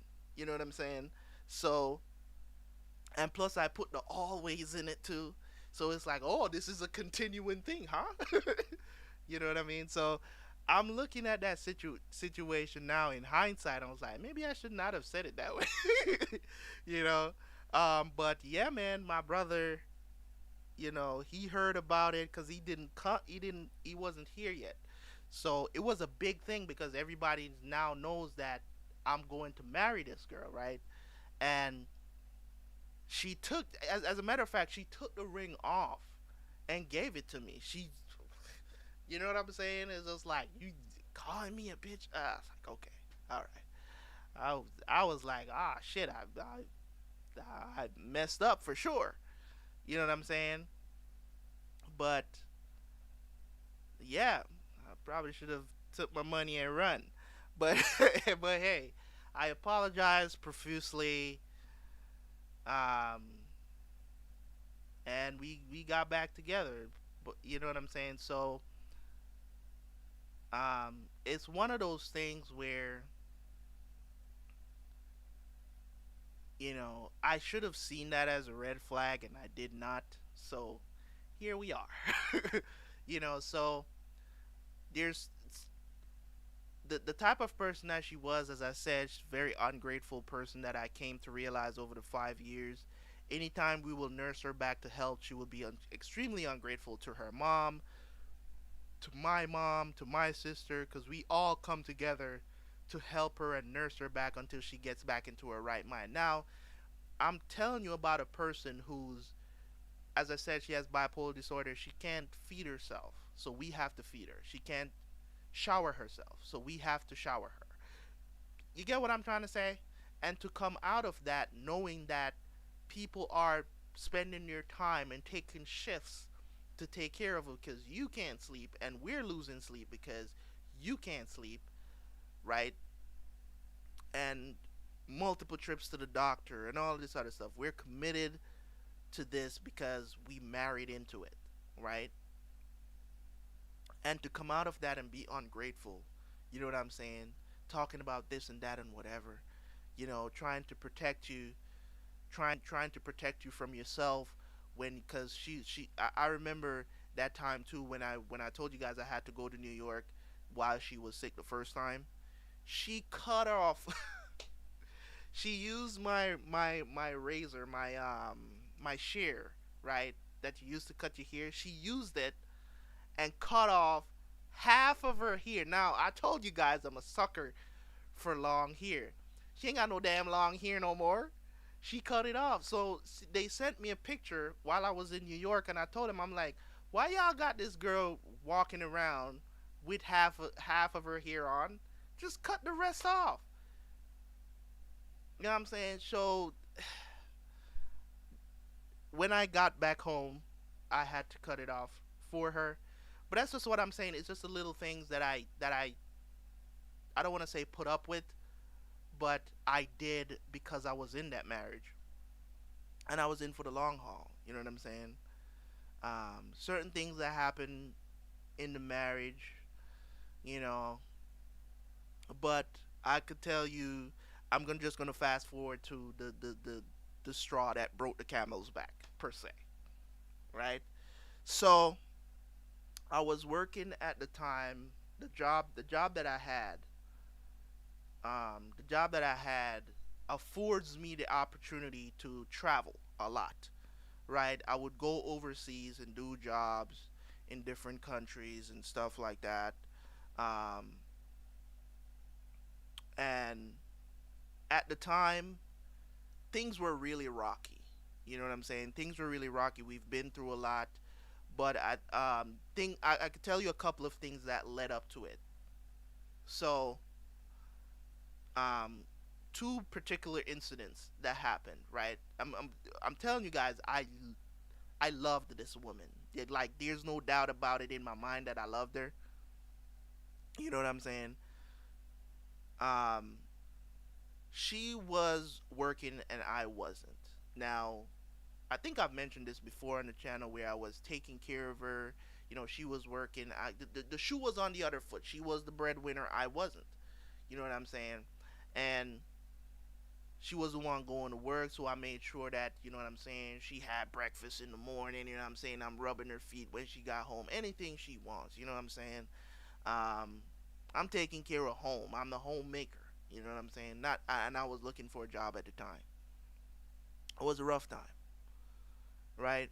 But she was working because, you know, she got her fancy degree and whatever.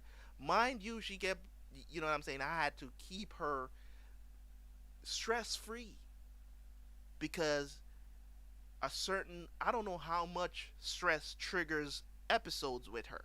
So I had to be in this position where anything that she kind of wants, I have to give it to her because I don't want her to think too much or stress too much. So I had to keep the home kind of stress free, even though that's literally impossible. Okay? It's impossible to live a life stress free. Okay? It's impossible. You can try to limit your stress, but you can't live a life stress free. Okay? But I'm trying to do in the best of my ability not to stress this woman out because I don't like when she's sick. It hurts me when she's sick.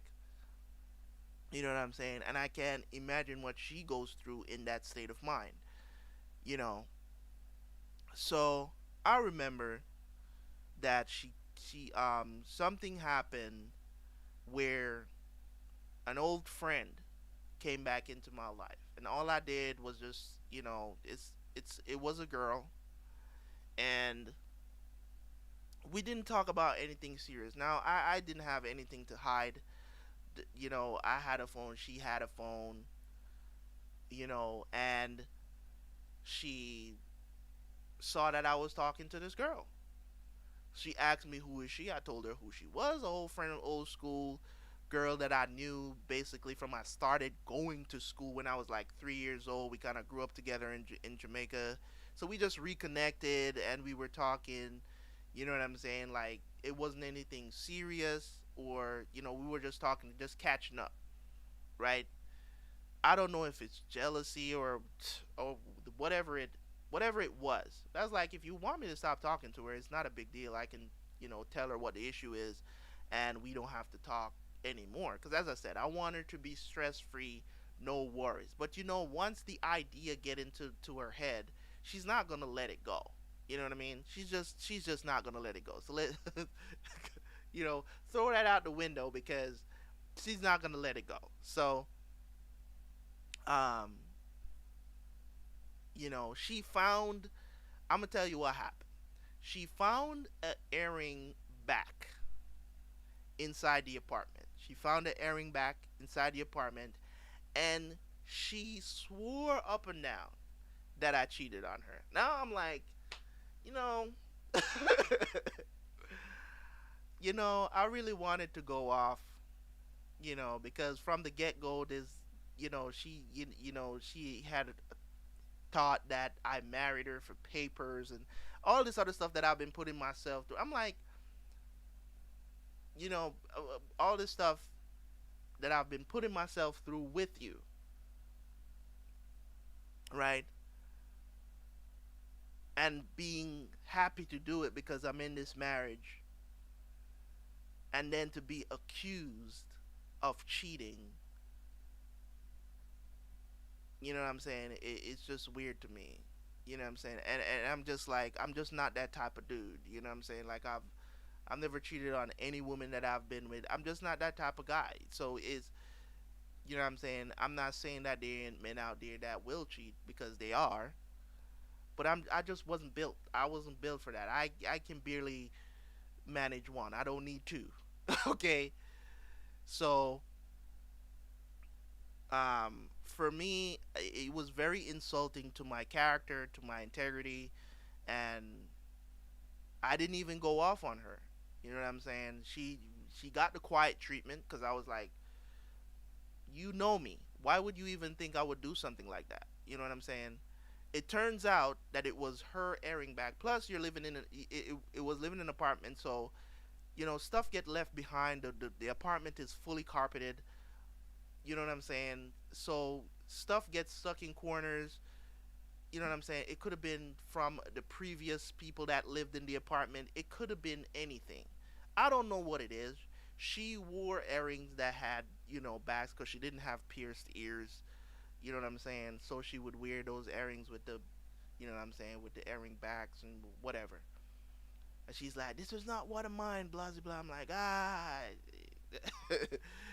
don't know who it is. So yeah, so that led up to huge arguments. Her being super suspicious, me, we're not sleeping in the same bed, and issues pursue. You know what I'm saying? Now I'm getting irritated because I'm not getting no ass. I'm just saying. You know what I'm saying? Like, I'm backed up. You know what I'm saying? I'm backed up, so I'm like, shit, I can't get no ass. And this is tough. So you know what that's gonna translate into? Me being petty, me being, you know what I'm saying, argumentative about very little things. You know what I'm saying? Having strange pet peeves about the simplest of things. So it's going to happen. It's going to bother you as a man. You not having no sex, it translates into other things, aggression towards other things. And I'm not saying, you know what I'm saying, it should happen or it's going to happen to every man. I'm just saying it's one of the side effects. You know what I'm saying? You get frustrated, man, especially if you're not a virgin and you've had sex before, and especially in a relationship, you can't just go out and get some ass somewhere. You can, but you just don't. You're not supposed to. You're in a marriage, right? So it's that one, vagina for life. So when that vagina is not producing, you're gonna get a little frustrated, man. You know what I'm saying? If you can't get none, you know. So it turns out, it turns out that that translated in her kicking me out of the apartment, and because she was paying most of the bills and blah blah blah, you know. And after that, I got a, you know what I'm saying, got a job, got my own place. This was after everything, so I got that job where I was working everywhere and stuff like that. So what I just told you, that story was before. It led up to that. So when once I left, you know what I'm saying, um, got the job and got my own place and stuff. And you know what I did? I went back and got her. I went back, told her, hey, you know what I'm saying? Um, Cause as I said, I loved her, man. And it's like, how we're grown, or how we're raised as, as a man and stuff like that. Maybe now these, generation after me, or even generation now, they're being raised differently, you know, but the way how we are raised is that, you know what I'm saying, you're in a marriage, that's you. You know what I'm saying? That's you. You gotta fight for it. Fight for it. Even though all this crap is going on, right? So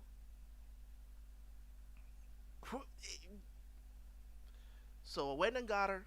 So let me get to the end of the story. So the I remember I was in St. Kitts. We were practically done at that point because before I left to go to St. Kitts, if you guys don't know, St. Kitts and Nevis is a island in the Caribbean, right? So when I went there on a job, but before we left, something in particular happened. There are two things in a relationship that I do not tolerate. It's the two things that is a deal breaker for me, and that is cheating and physical abuse. I don't care if you're a woman, don't put your hands on me when you're angry. Don't do it. Play fighting, fine. We're good. If we're, you know, having a pillow fight, whatever you want to call it, that's fine. Do not hit me out of anger. I'm not going to hit you back. We're just going to be done. Because the minute you think you can put your hands on me, when I know if I hit you, you're probably going to die, or, at, you know, or at least me ending up in jail, do not put your hands on me. Period. So, um, we're having an argument in my apartment, having an argument, and what we were having an argument about, because as I said, I remember all this stuff very clearly, right? Because it was a very traumatizing time in my life, right? So, she, we were having this argument. The reason why we were having this argument is because she wasn't doing the things that she was supposed to do, because now I am the breadwinner. She wasn't working because she lost her job. She had an episode and she lost her job, right? 'Cause if you're sick for 3 months, ain't no job gonna hold you down for 3 months and wait on you to come back because you're sick. Ain't no job in America doing that shit. The only people that get that is not even people on maternity leave gets that. But whatever. She lost her job, so it's just me bringing in the bread, no problem. You know what I'm saying? Um, Shoes is on the other foot, right? She was not doing what she was supposed to do in the house. You know what I'm saying? She's not cleaning. One of the things, like, for me, it's just like, you don't have to clean. Because I told her that point blank. You don't have to clean. I'm asking you to do one thing. When I come home, I just want to have a home cooked meal. And this girl can cook. You get what I'm saying? It's not like it's a girl that can't cook and I'm telling her to cook. She needs to learn to cook. This girl can cook. She's Jamaican too. You get what I'm saying? So she knows how to cook. Her mom taught her how to cook. She knows how to cook. Is one of the things that made me fall deeply in love with her too. I love my food, right? So I told her point blank, you know. So one day I was going to work and I told her, I'm like, I'm leaving my car. There's no groceries in the house. At the time, we didn't have a car. You know what I'm saying? I'm like, listen, man, take the bus, go to the supermarket, and get us some groceries. I'm not asking for too much. You know what I'm saying? If I could do it, if I wasn't working 16 hours a day, I would do it. I leave the house at 5 in the morning and come back 9, 10 o'clock at night. By the time I get home, supermarkets are closed. Can you do that? You know what I'm saying? Came home, my card was sitting right where I left it. So I was like, so I didn't even say nothing to her. I just took up the cart. I walked to the supermarket because I think I got home at like 9. So I walked to the supermarket because um, the supermarket that was closest to us, the bus doesn't go directly there. She could have walked to, because it's not much you're getting. It's not much groceries you're getting. You just need enough to get us to, a day when I'm not working, where, you know, whatever the situation is, where I can probably like ask my mom to take me. I just said, listen, I'm gonna need something to eat when I get home. Can you do that? She told me she was gonna do it, but she didn't do it. So came back home,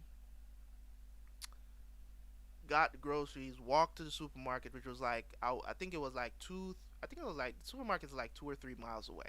So I walked after work, after coming home from work, working all day.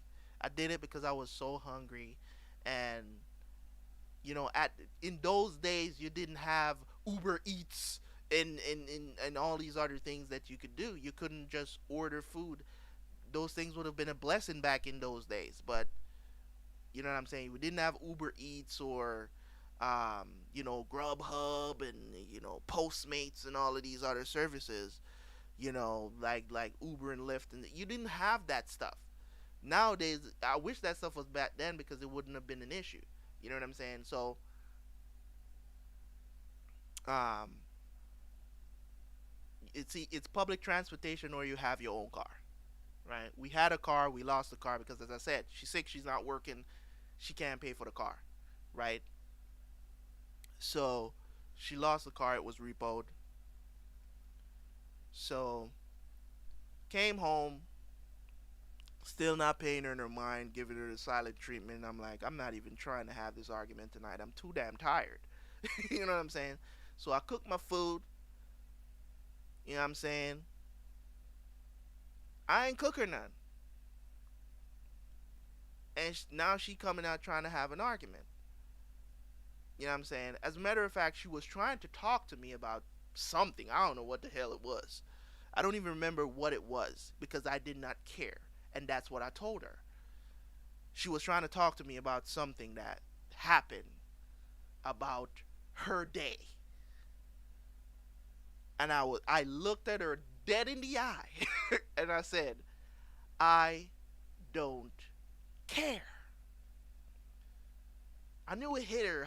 I knew it hit her hard. She continued. And I said, I don't care. She's like, what did you say? I said, I don't care. Whatever it is, I don't care. I mean, short of you dying right now, I don't care. You know what I'm saying? So, I just want to sleep. She continued to, after, heated words were exchanged, she hit me in the face. And I sat there and I looked at her because when something happens and you're like, did that really just happen? You know what I'm saying? And I looked at her, and I don't know if she didn't like how I was looking at her. She slapped me in the face again. I'm telling you, bruh. I got up. I got up out of the bed, and I said, I'm going to my sister's house. I packed a bag and I told her, I said, I'm going to my sister's house. This was a Saturday. I told her I'm going to be at my sister's house until Tuesday. When I get back here on Wednesday, you need to be gone. Period. I'm done. I'm done. Done with this. I told you. You know what my deal breakers are, and you just crossed a line that you're not supposed to cross. You knew what they were. You thought I was kidding? You thought I was kidding? You think I'm gonna cave your face in? I'm not gonna I'm not gonna lose my future because of you, okay? And you know I have a temper too. Why would you even, you know what I'm saying? So that was the deal breaker, man. She dipped because she knew I was serious. Because the next thing was I was gonna call the police if she wasn't gone, and I was gonna tell them she needs to go. I don't care. She don't own this. Her name is not on the deed. Her name ain't got nothing. She needs to go. She knew I was serious. She dipped, right? And then I told her, I was like, I'm leaving to go to St. Kitts for a job. I told her, I called her and I said, I'm leaving to go to St. Kitts on a job. When I get back, I'm filing for divorce. You know what this girl did while I was in St. Kitts? Because she has the password to all of my social media at the time. She went on my social media, guys, while I was in St. Kitts. I'm talking to my little sister, and my little sister is like, you don't know what's going on with your Facebook? This is an old Facebook, not the one I have now, because I don't even use Facebook anymore. She went on my Facebook and posted all my private message on my page, all the private messages that we've had, people that I was talking to, while I was going through everything with her. She posted it all, and made me. Well, she posted what made her look good, and me the bad guy, right? Till people is hitting me up and like, Really? This is how you are? People that I've been friends with for years, like, really? I didn't know you were like this, bruh. You know what I'm saying? So I'm like, damn. So I got control back over my Facebook, changed it up, whatever the situation is. Um, you know what I mean? We were done. We were done. I was planning when I got back to America that I was just gonna give her the business, just let her know, how I feel about her fully, the full extent of it. And my mom, she told me while I was still in St. Kitts, she's like, listen, you don't need to do anything. Just file the divorce, get it over with. You're done. No need to, do that. I was like, all right, you know, and that's what I'm saying. Like everything that I had planned out from I was 10 years old, none of it went right. You know what I'm saying? None of it went right. I'm still trying to make those dreams come through. That's why I'm trying to tell you guys, there's no rush, man. There's no rush. Don't rush into things. You know what I'm saying? I'm not saying you're going to have the same experiences that I have being homeless and being in a rough marriage or whatever the situation is. You might be one of the lucky ones out there that actually, get what you want out of life the way how you plan it out, you know. But for the most part, most people, life doesn't always go the way how you want it to go. And we all have plans and we all have dreams. You know what I'm saying? Some people don't, you know, but it's a very few. But most people, they do have a idea of what they want in life, you know. And as I said, I wanted to be retired from everything. I would have never imagined myself sitting here doing a live stream, have a channel on YouTube and stuff like that. That was never. I mean, we didn't know what was gonna be in the future, so we really don't know. You know what I'm saying? And another reason why I could never imagine myself sitting here because I was a really shy person. Like I was super shy. But that 5 years of marriage toughened me up because I was like, never again will I ever let anybody have that kind of control or hold over me ever again. That's why when I speak now to my girl, when I speak to her and I'm like, this is how it's going to go,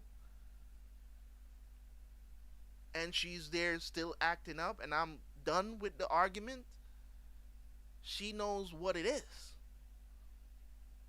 You're just not going to get your way, especially when you know I'm right. Especially when you know I'm right, because me, I've learned that when it comes on to people, when you are wrong, admit you are wrong. Don't carry on as if you're right. If you are wrong about something, just say you're wrong and get it over with. The quicker it's the quickest forgiveness you will ever get is when you admit you are wrong about something. If you know you're wrong, okay? When you're in relationships, trust me, cause she knows when I'm wrong, I say I'm wrong. So she knows when I'm right. Because if I'm not letting go of what I'm saying and I say one thing and I'm done, she knows I'm right. But for some reason, women, they logic don't hit them for a very long time. So, you know, um, I can't tell you the amount of time that my girl has come to me and be like, oh, okay, I get it. Especially this year. She's like, okay, I get it. I get why you do what you do. You know what I'm saying? Why Guts coming in here? Why you rename yourself LB?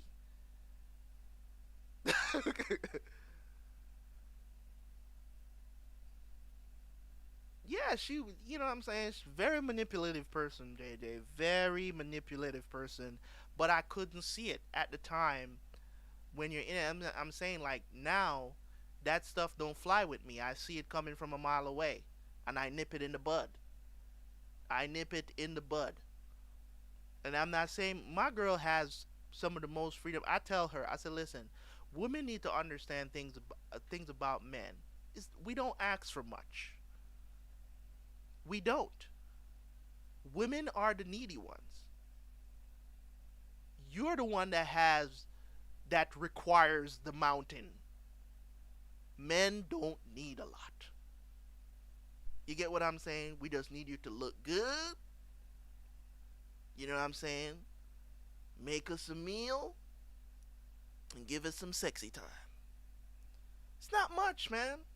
If you can master those three things as a woman, and to treat your man like a king as he should treat you like a queen, if you can do that, you will have no issues in a relationship except if your financials are not in place. If your financials are not in place, that's always going to be an issue, but you both also need to come to an understanding that it is an issue and you need to work on that together.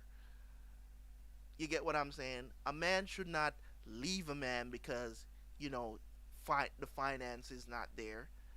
Because you don't have a lot of women out here that is being a ride or die chick anymore. You just don't. It's like, oh, you can't buy me a Birkins bag? We can't be together. You get what I'm trying to say? So many women are so much more superficial now. You know what I'm saying? What about the girl that just died because, you know, after after three doctors told her we're not doing a butt lift for you, she flew to some other country to go get a Brazilian butt lift, and now she's dead because of the procedure. She died during surgery. This is a society we live in now, where women can't they can't be satisfied with what God gave them, if you want to say that, right? They can't be satisfied, and that's what I'm trying to say. I don't care. For me, it's just like, if I'm attracted to you, I'm attracted to you. If you wanna keep that up, I don't want to see you go get a who you trying to look pretty for. That's like, you're in a relationship and you hit in 40s, you're in your 40s or your 50s or whatever. Who are you trying to look pretty for if you're already in a relationship? Cause it ain't for the dude. Stop trying to fool yourself into thinking that it's for the dude, because it's not for the dude. It's either for you or some new dude. You know what I'm saying? Because for me, it's just like, if I'm with you for X amount of years and I've seen you progress into, what you are. You know what I'm saying? And you staying looking good and you're not getting fat. You know what I'm saying? And if you have a woman and they're getting fat and out of shape, you need to tell them. You know what I'm saying? If I see my girl getting some extra pounds, I remember when, a couple of years ago, I told her, I'm like, don't get comfortable. Don't get comfortable. I know what I signed up for. I know what I saw when I met you. Don't get comfortable. You know what I'm saying? Don't get comfortable.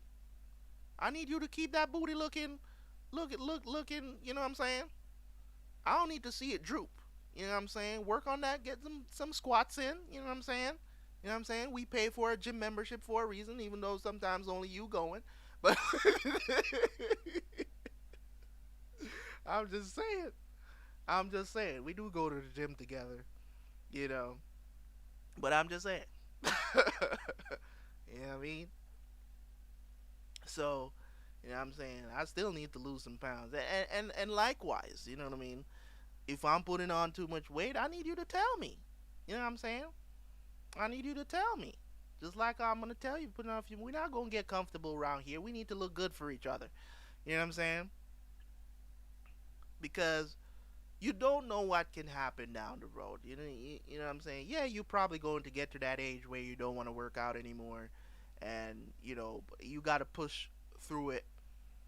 You know, and you got to understand it's very physical with men, man. Like, if you're not doing that, you know what I'm saying? Like, and for the men out here trying to force their women to get bigger butts and stuff like that, like, you trash, bro. Like no joke. Like, you're just trash. You know what I'm saying? Like, them having women doing surgeries because they want to look, you know, have a bigger butt or whatever. I mean, I can't deal with the fake stuff anyways. I can't stand it. Most men can't. You know what I'm saying? With the fake boobs and booties, and it's getting out of control.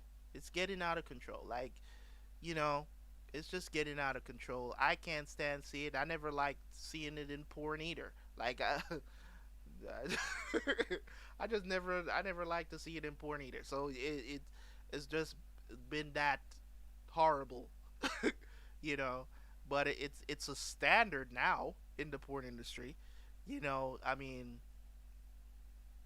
it's crazy, but whatever it is. First it was, you know what I'm saying? It was you're fat if you have a if they have a big booty, right? With when it comes on to I want to say white women mostly, it was like it was considered fat if they have a big booty. Now it's the standard. It's like if you don't have a big booty, you know what I'm saying? Nobody wants you, or whatever. You know what I'm saying? I mean, I like a good booty on my woman. You know what I'm saying? I like a good booty on my woman, natural booty. You know what I'm saying? Some of them that I see, I'm just like, that's not natural. Stop it. You know what I'm saying? How you gonna have a booty that big and it don't move nowhere? It don't go nowhere. It's just big booty, firm big booties. You know what I'm saying? It naturally like that. Still have a little bit of movement to it. You know what I mean? You know, even if you're doing some glutes, squats or whatever, still not gonna be that. You know what I'm saying? I've seen plenty. I've seen plenty of booties, different kinds of booties. You know what I'm saying? Sometimes you can't really tell. Sometimes if it's fake or real, but at the same time, you know what I'm saying? I still would prefer the natural booty. That's just me. I just don't like the fake stuff because you know what I'm saying. You hitting it from the back and then the ear goes out. What are you gonna do then? You know what I'm saying? And the same goes for the other kind of procedure where they're taking fat from your stomach or whatever and putting it into your ass. It's the same goes. It's the same shit. It's fake. I don't like it. Right? So yeah, man. Life is not gonna always go how you want it to go, guys. It's just how it is. You just gotta be prepared, stay up, have a good support around you as a friend. You know what I'm saying? And choose your friends wisely. You know, it's just who we are as people. Life is not going to be what you think. You know, my headphones is damn that earpiece is falling out.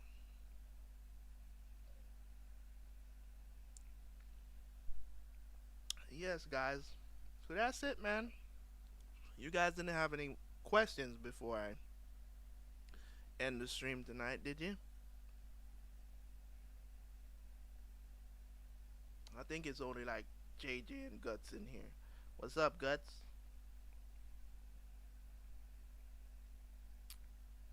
Who else is in the Who else is in the chat, man? I know JJ is here. I think Guts is still here. I'm not sure. Did you do your finals yet, Guts? How did it go? I know you were studying hard.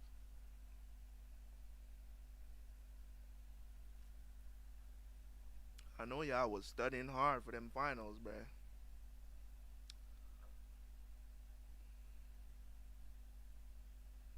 I wonder how much delay is on this damn stream. Cause some of the times I talk and I think I'm sitting down, I'm like here waiting for like a good minute for responses.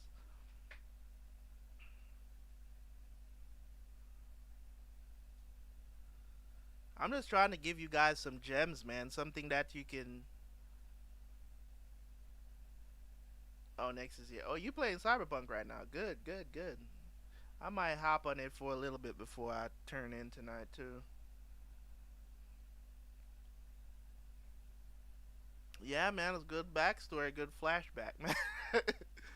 good flashback of my life, man. It's just, but man, for the last, I want to say, last like to end on a good note. Last 7 years have been wonderful.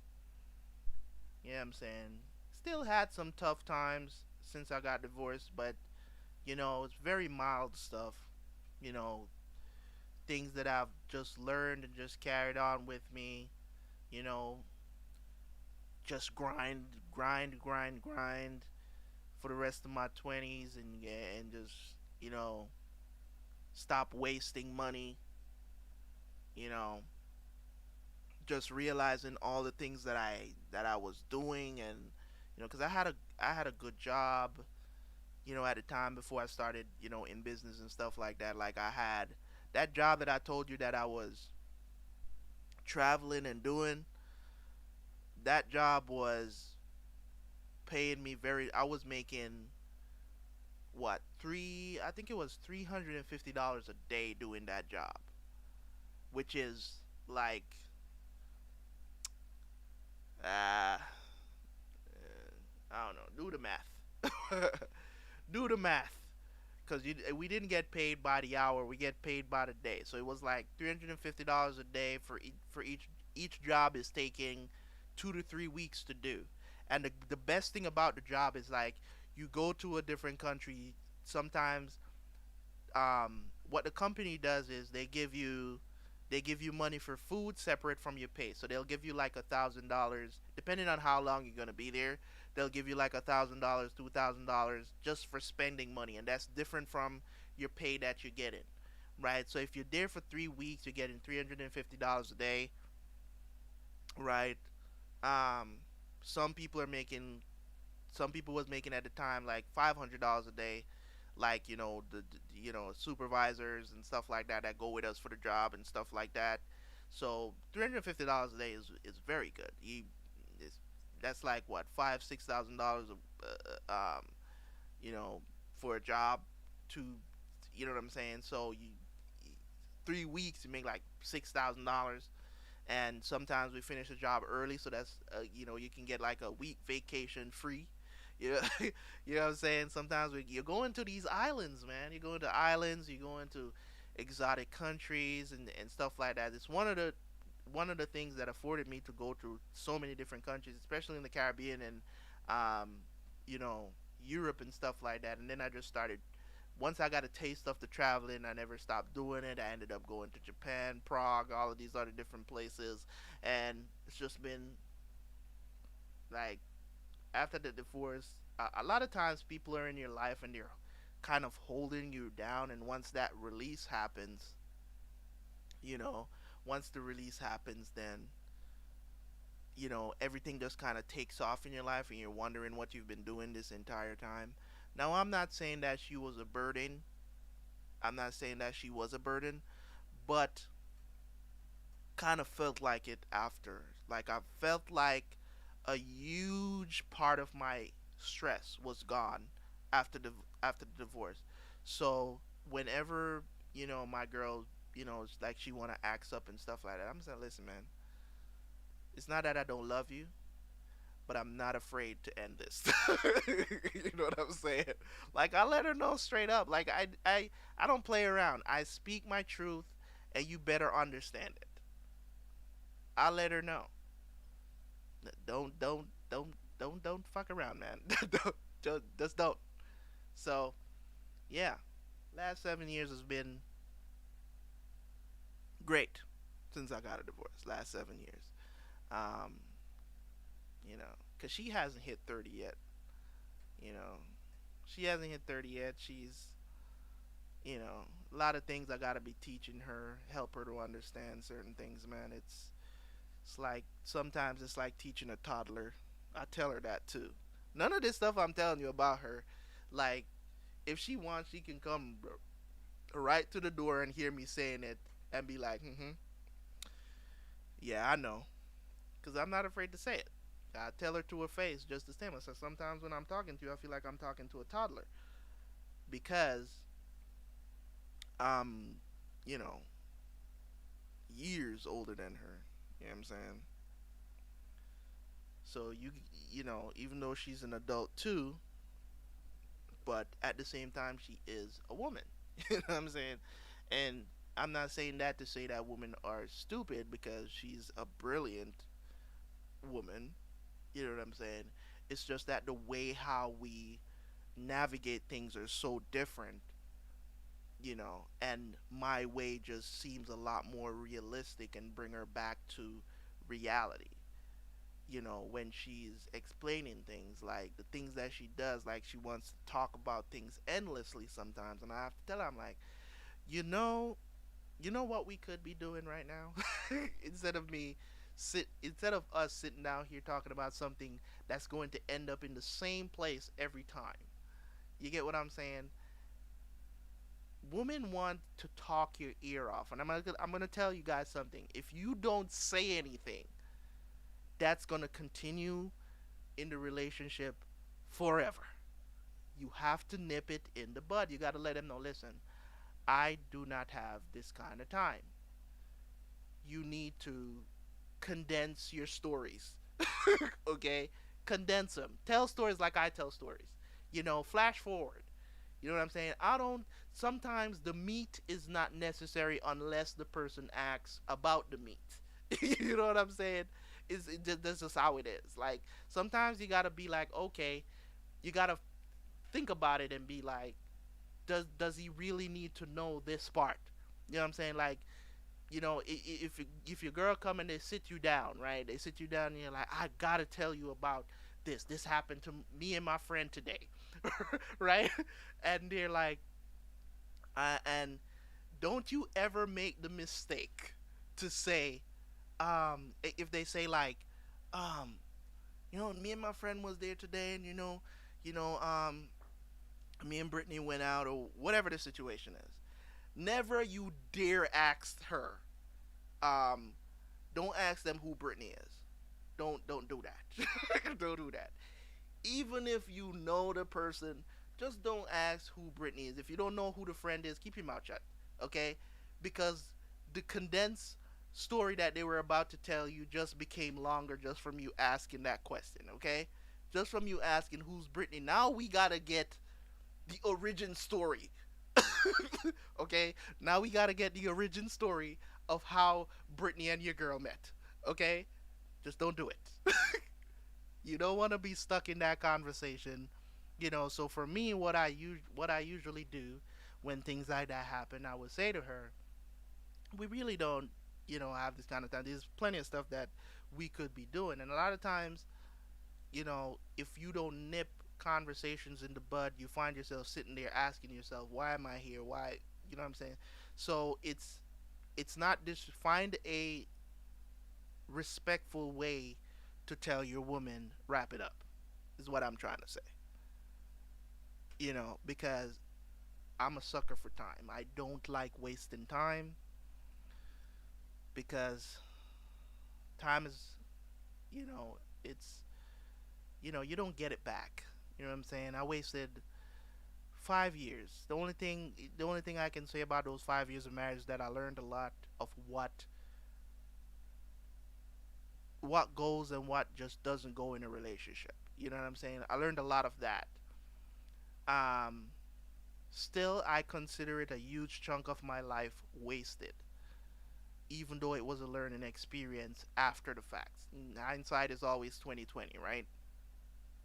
So, still consider it a huge chunk of my life that I would love to have back. So now I don't have time to sit down with you telling me a story for 3 hours.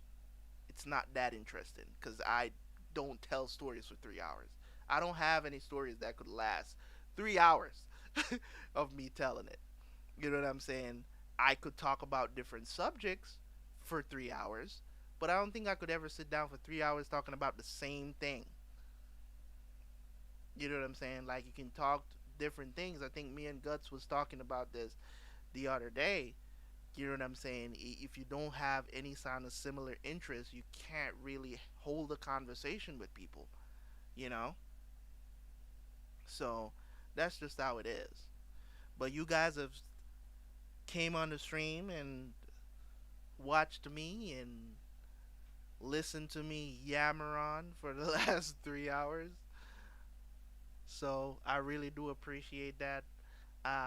'Cause I decided not to play any games tonight and just talk with you guys, man.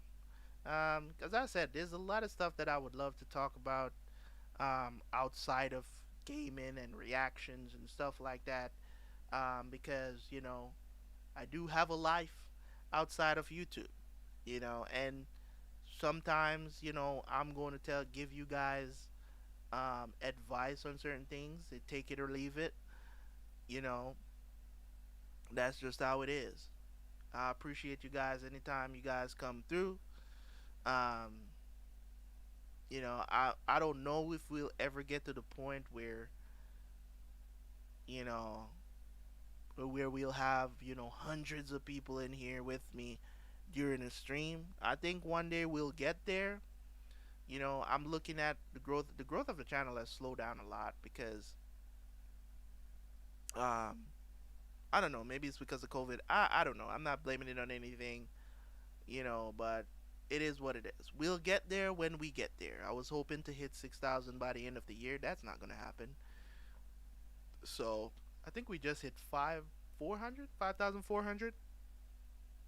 I haven't been checking lately cuz at this point I just want to concentrate on just getting the content out there, you know what I mean? That's what I'm really trying to concentrate on. Just getting the content out, not paying attention to the analytics.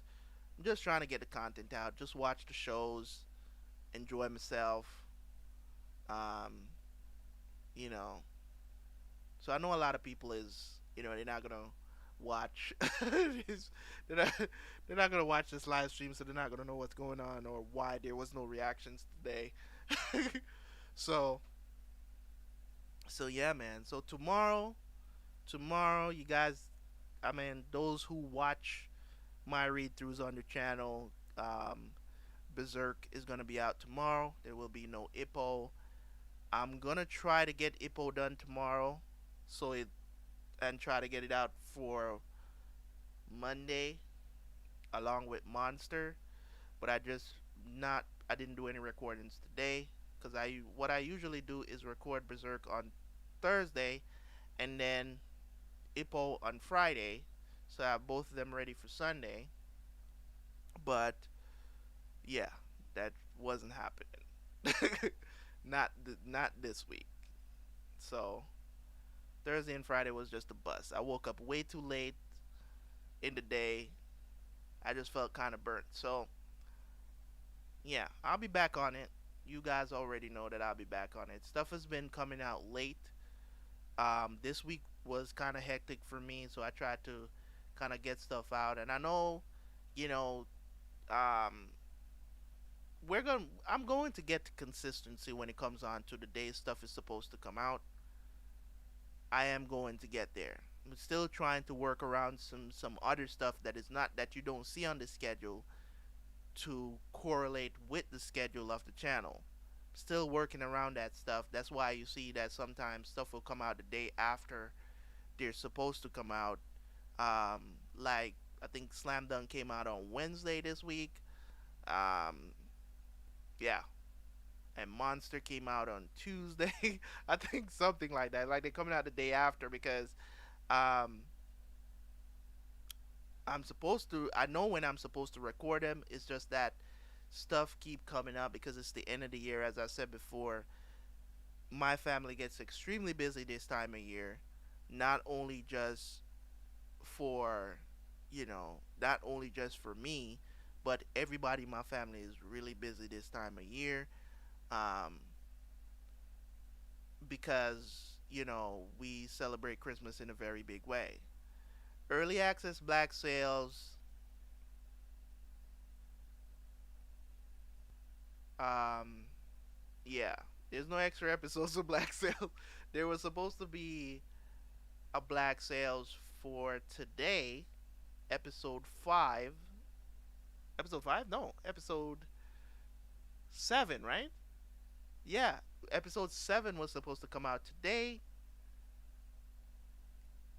because I think episode 6 came out yesterday, right? I was supposed to put out episode 7 today and then put the final episode of the season on um, on early access. That was what's supposed to happen this weekend, but it didn't. so, um, yeah, I haven't watched them yet. Next, I have not. As I said, I told you this the week was just a bust when it comes on to. I was a little bit burnt, so today I just decided not to do any reactions because I was like, let me get some rest so I can come back good. Yes, Black Sails is really good. I'm really enjoying Black Sails. Black Sails. I'm enjoying everything that I'm watching on the channel right now. Like, there's never a dull moment with anything. You know,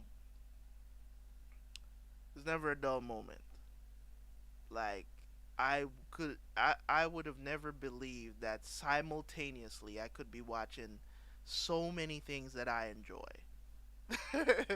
You know what I'm saying? So that's something that has never happened to me before, where I'm, you know what I'm saying, when it comes on to TV show, watching so many different things that are so good at the same time, like top tier, you know what I'm saying, you know what I'm saying, anime and TV shows both, you know. So that's a good thing because that means that you guys are watching good things or you just know what I like. So I wasn't, to be honest, I'm not a fan of um pirate stuff. Not a big fan, but Black Sails takes it to another level. I'm not a big Pirates of the Caribbean fan. Never really liked the movies. They were fun, but the narrative is okay. You know what I'm saying? So I was never a big fan of anything that with pirates because I just can't get it the Peter Pan arg, you know what I'm saying? I just can't get that clowning stuff out of my head. But Black Sails is really, it doesn't go that route. It doesn't make pirating cheesy. I think Pirates of the Caribbean is very cheesy. Peter Pan's story is very cheesy. It just creates, it just adds on to the stereotype of what a pirate is. Black Sails makes it cool, if you get my meaning. You know what I'm saying? Like, I was hooked from episode one because I'm like, this make pirates cool. Like, you know what I'm saying? Like, you know, you kind of wish you were living back in the day, but it was a very, being a pirate is extremely dangerous, and I'm glad that they're kind of accentuating that in Black Sails, where making it's cool, but it's extremely dangerous. You could just, somebody just walk up on you and just stab you in the belly. You know what I'm saying? They could just stab you in the belly.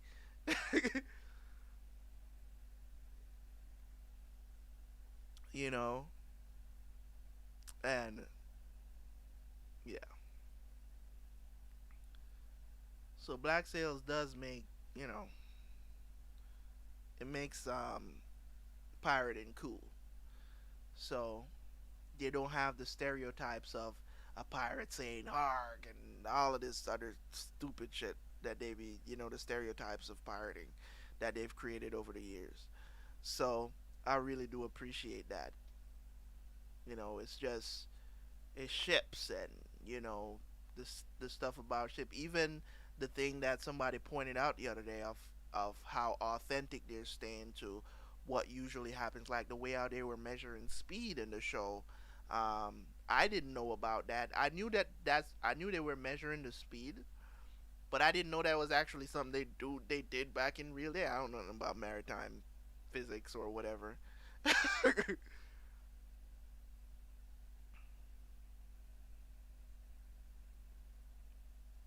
Show gets better after season one. I would hope so. I would hope so. I mean, you know, any show that doesn't get better after season one, it's just trash. You know, like, I mean, every show that I've watched on the channel got better after season one. So I'm looking forward to it. It's good that these shows they don't have a lot of episodes per season, like I'm glad I'm not doing like 24 episodes per season. I don't think I've any done any show that was 24 episodes per season because we've done the Walking Dead. I think their max amount of episodes was, I think they did like 18. I think on one season. I don't remember. I think one of them did went past the standard 16. I think one season went far. I think that was the longest I did for any show. I don't remember. Um, Sons of Anarchy, 13, maybe 14 episodes. I think one season they went 14. I think it was last season they went, for season 4 they went 14 episodes if I'm not mistaken. Um, yeah, so I don't mind. That way I can get through the shows quicker, you know. And yeah, I mean now we're doing Westworld. Westworld has short seasons too, so that's good. As long as, hey, if you're doing a show for 1 hour per episode, you don't need 20 episodes. You know what I'm saying? To tell a good story.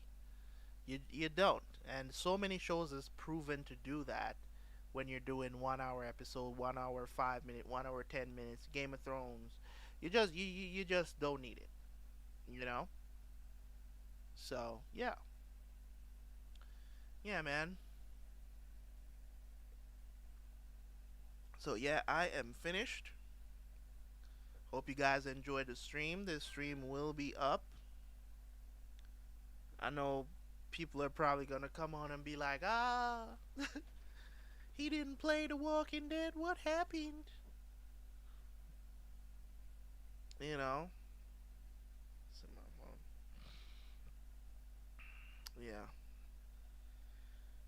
It is now a little bit after 12 for me. I need to fix that camera. Anyways, guys, appreciate you guys for coming through. As I said, you didn't have to show up, but you did. I know some of you want to watch me play games on stream all the time. But yeah, sometimes it's good to take a break, man.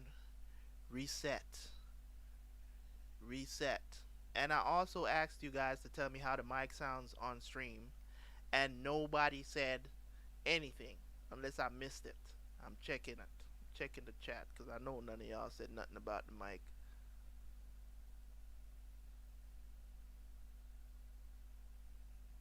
Especially JJ. No, he ain't saying nothing. I know he gonna be like, I did say something. Uh, I know you didn't say nothing, man. I don't know why I can't check my chat.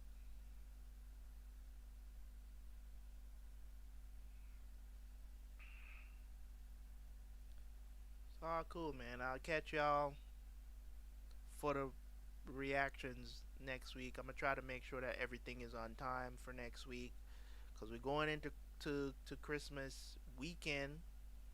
So I might put out some stuff early because Christmas Day is Friday. I'm definitely not doing any recordings on Christmas Day.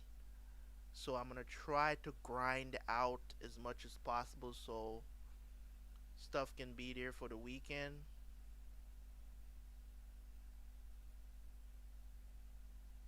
I wasn't playing any games.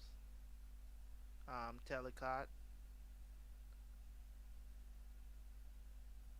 What category is my stuff in?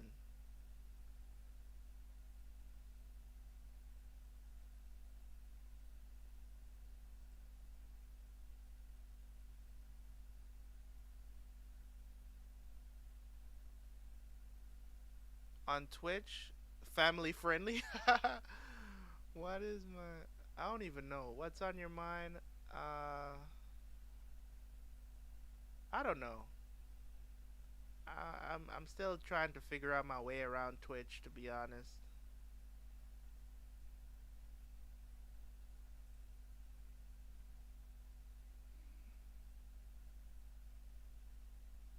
Uh,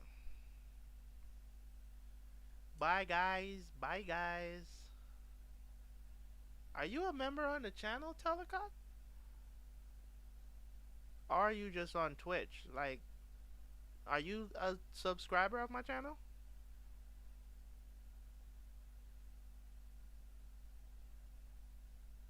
I don't know. I've never seen that name before.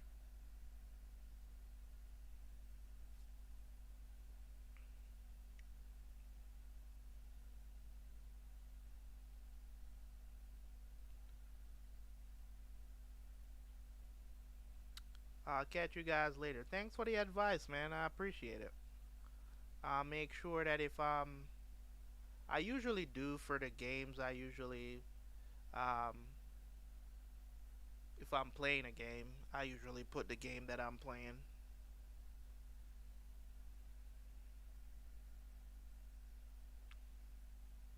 But thanks for the advice, man. I appreciate it. Um, I'll catch you guys later.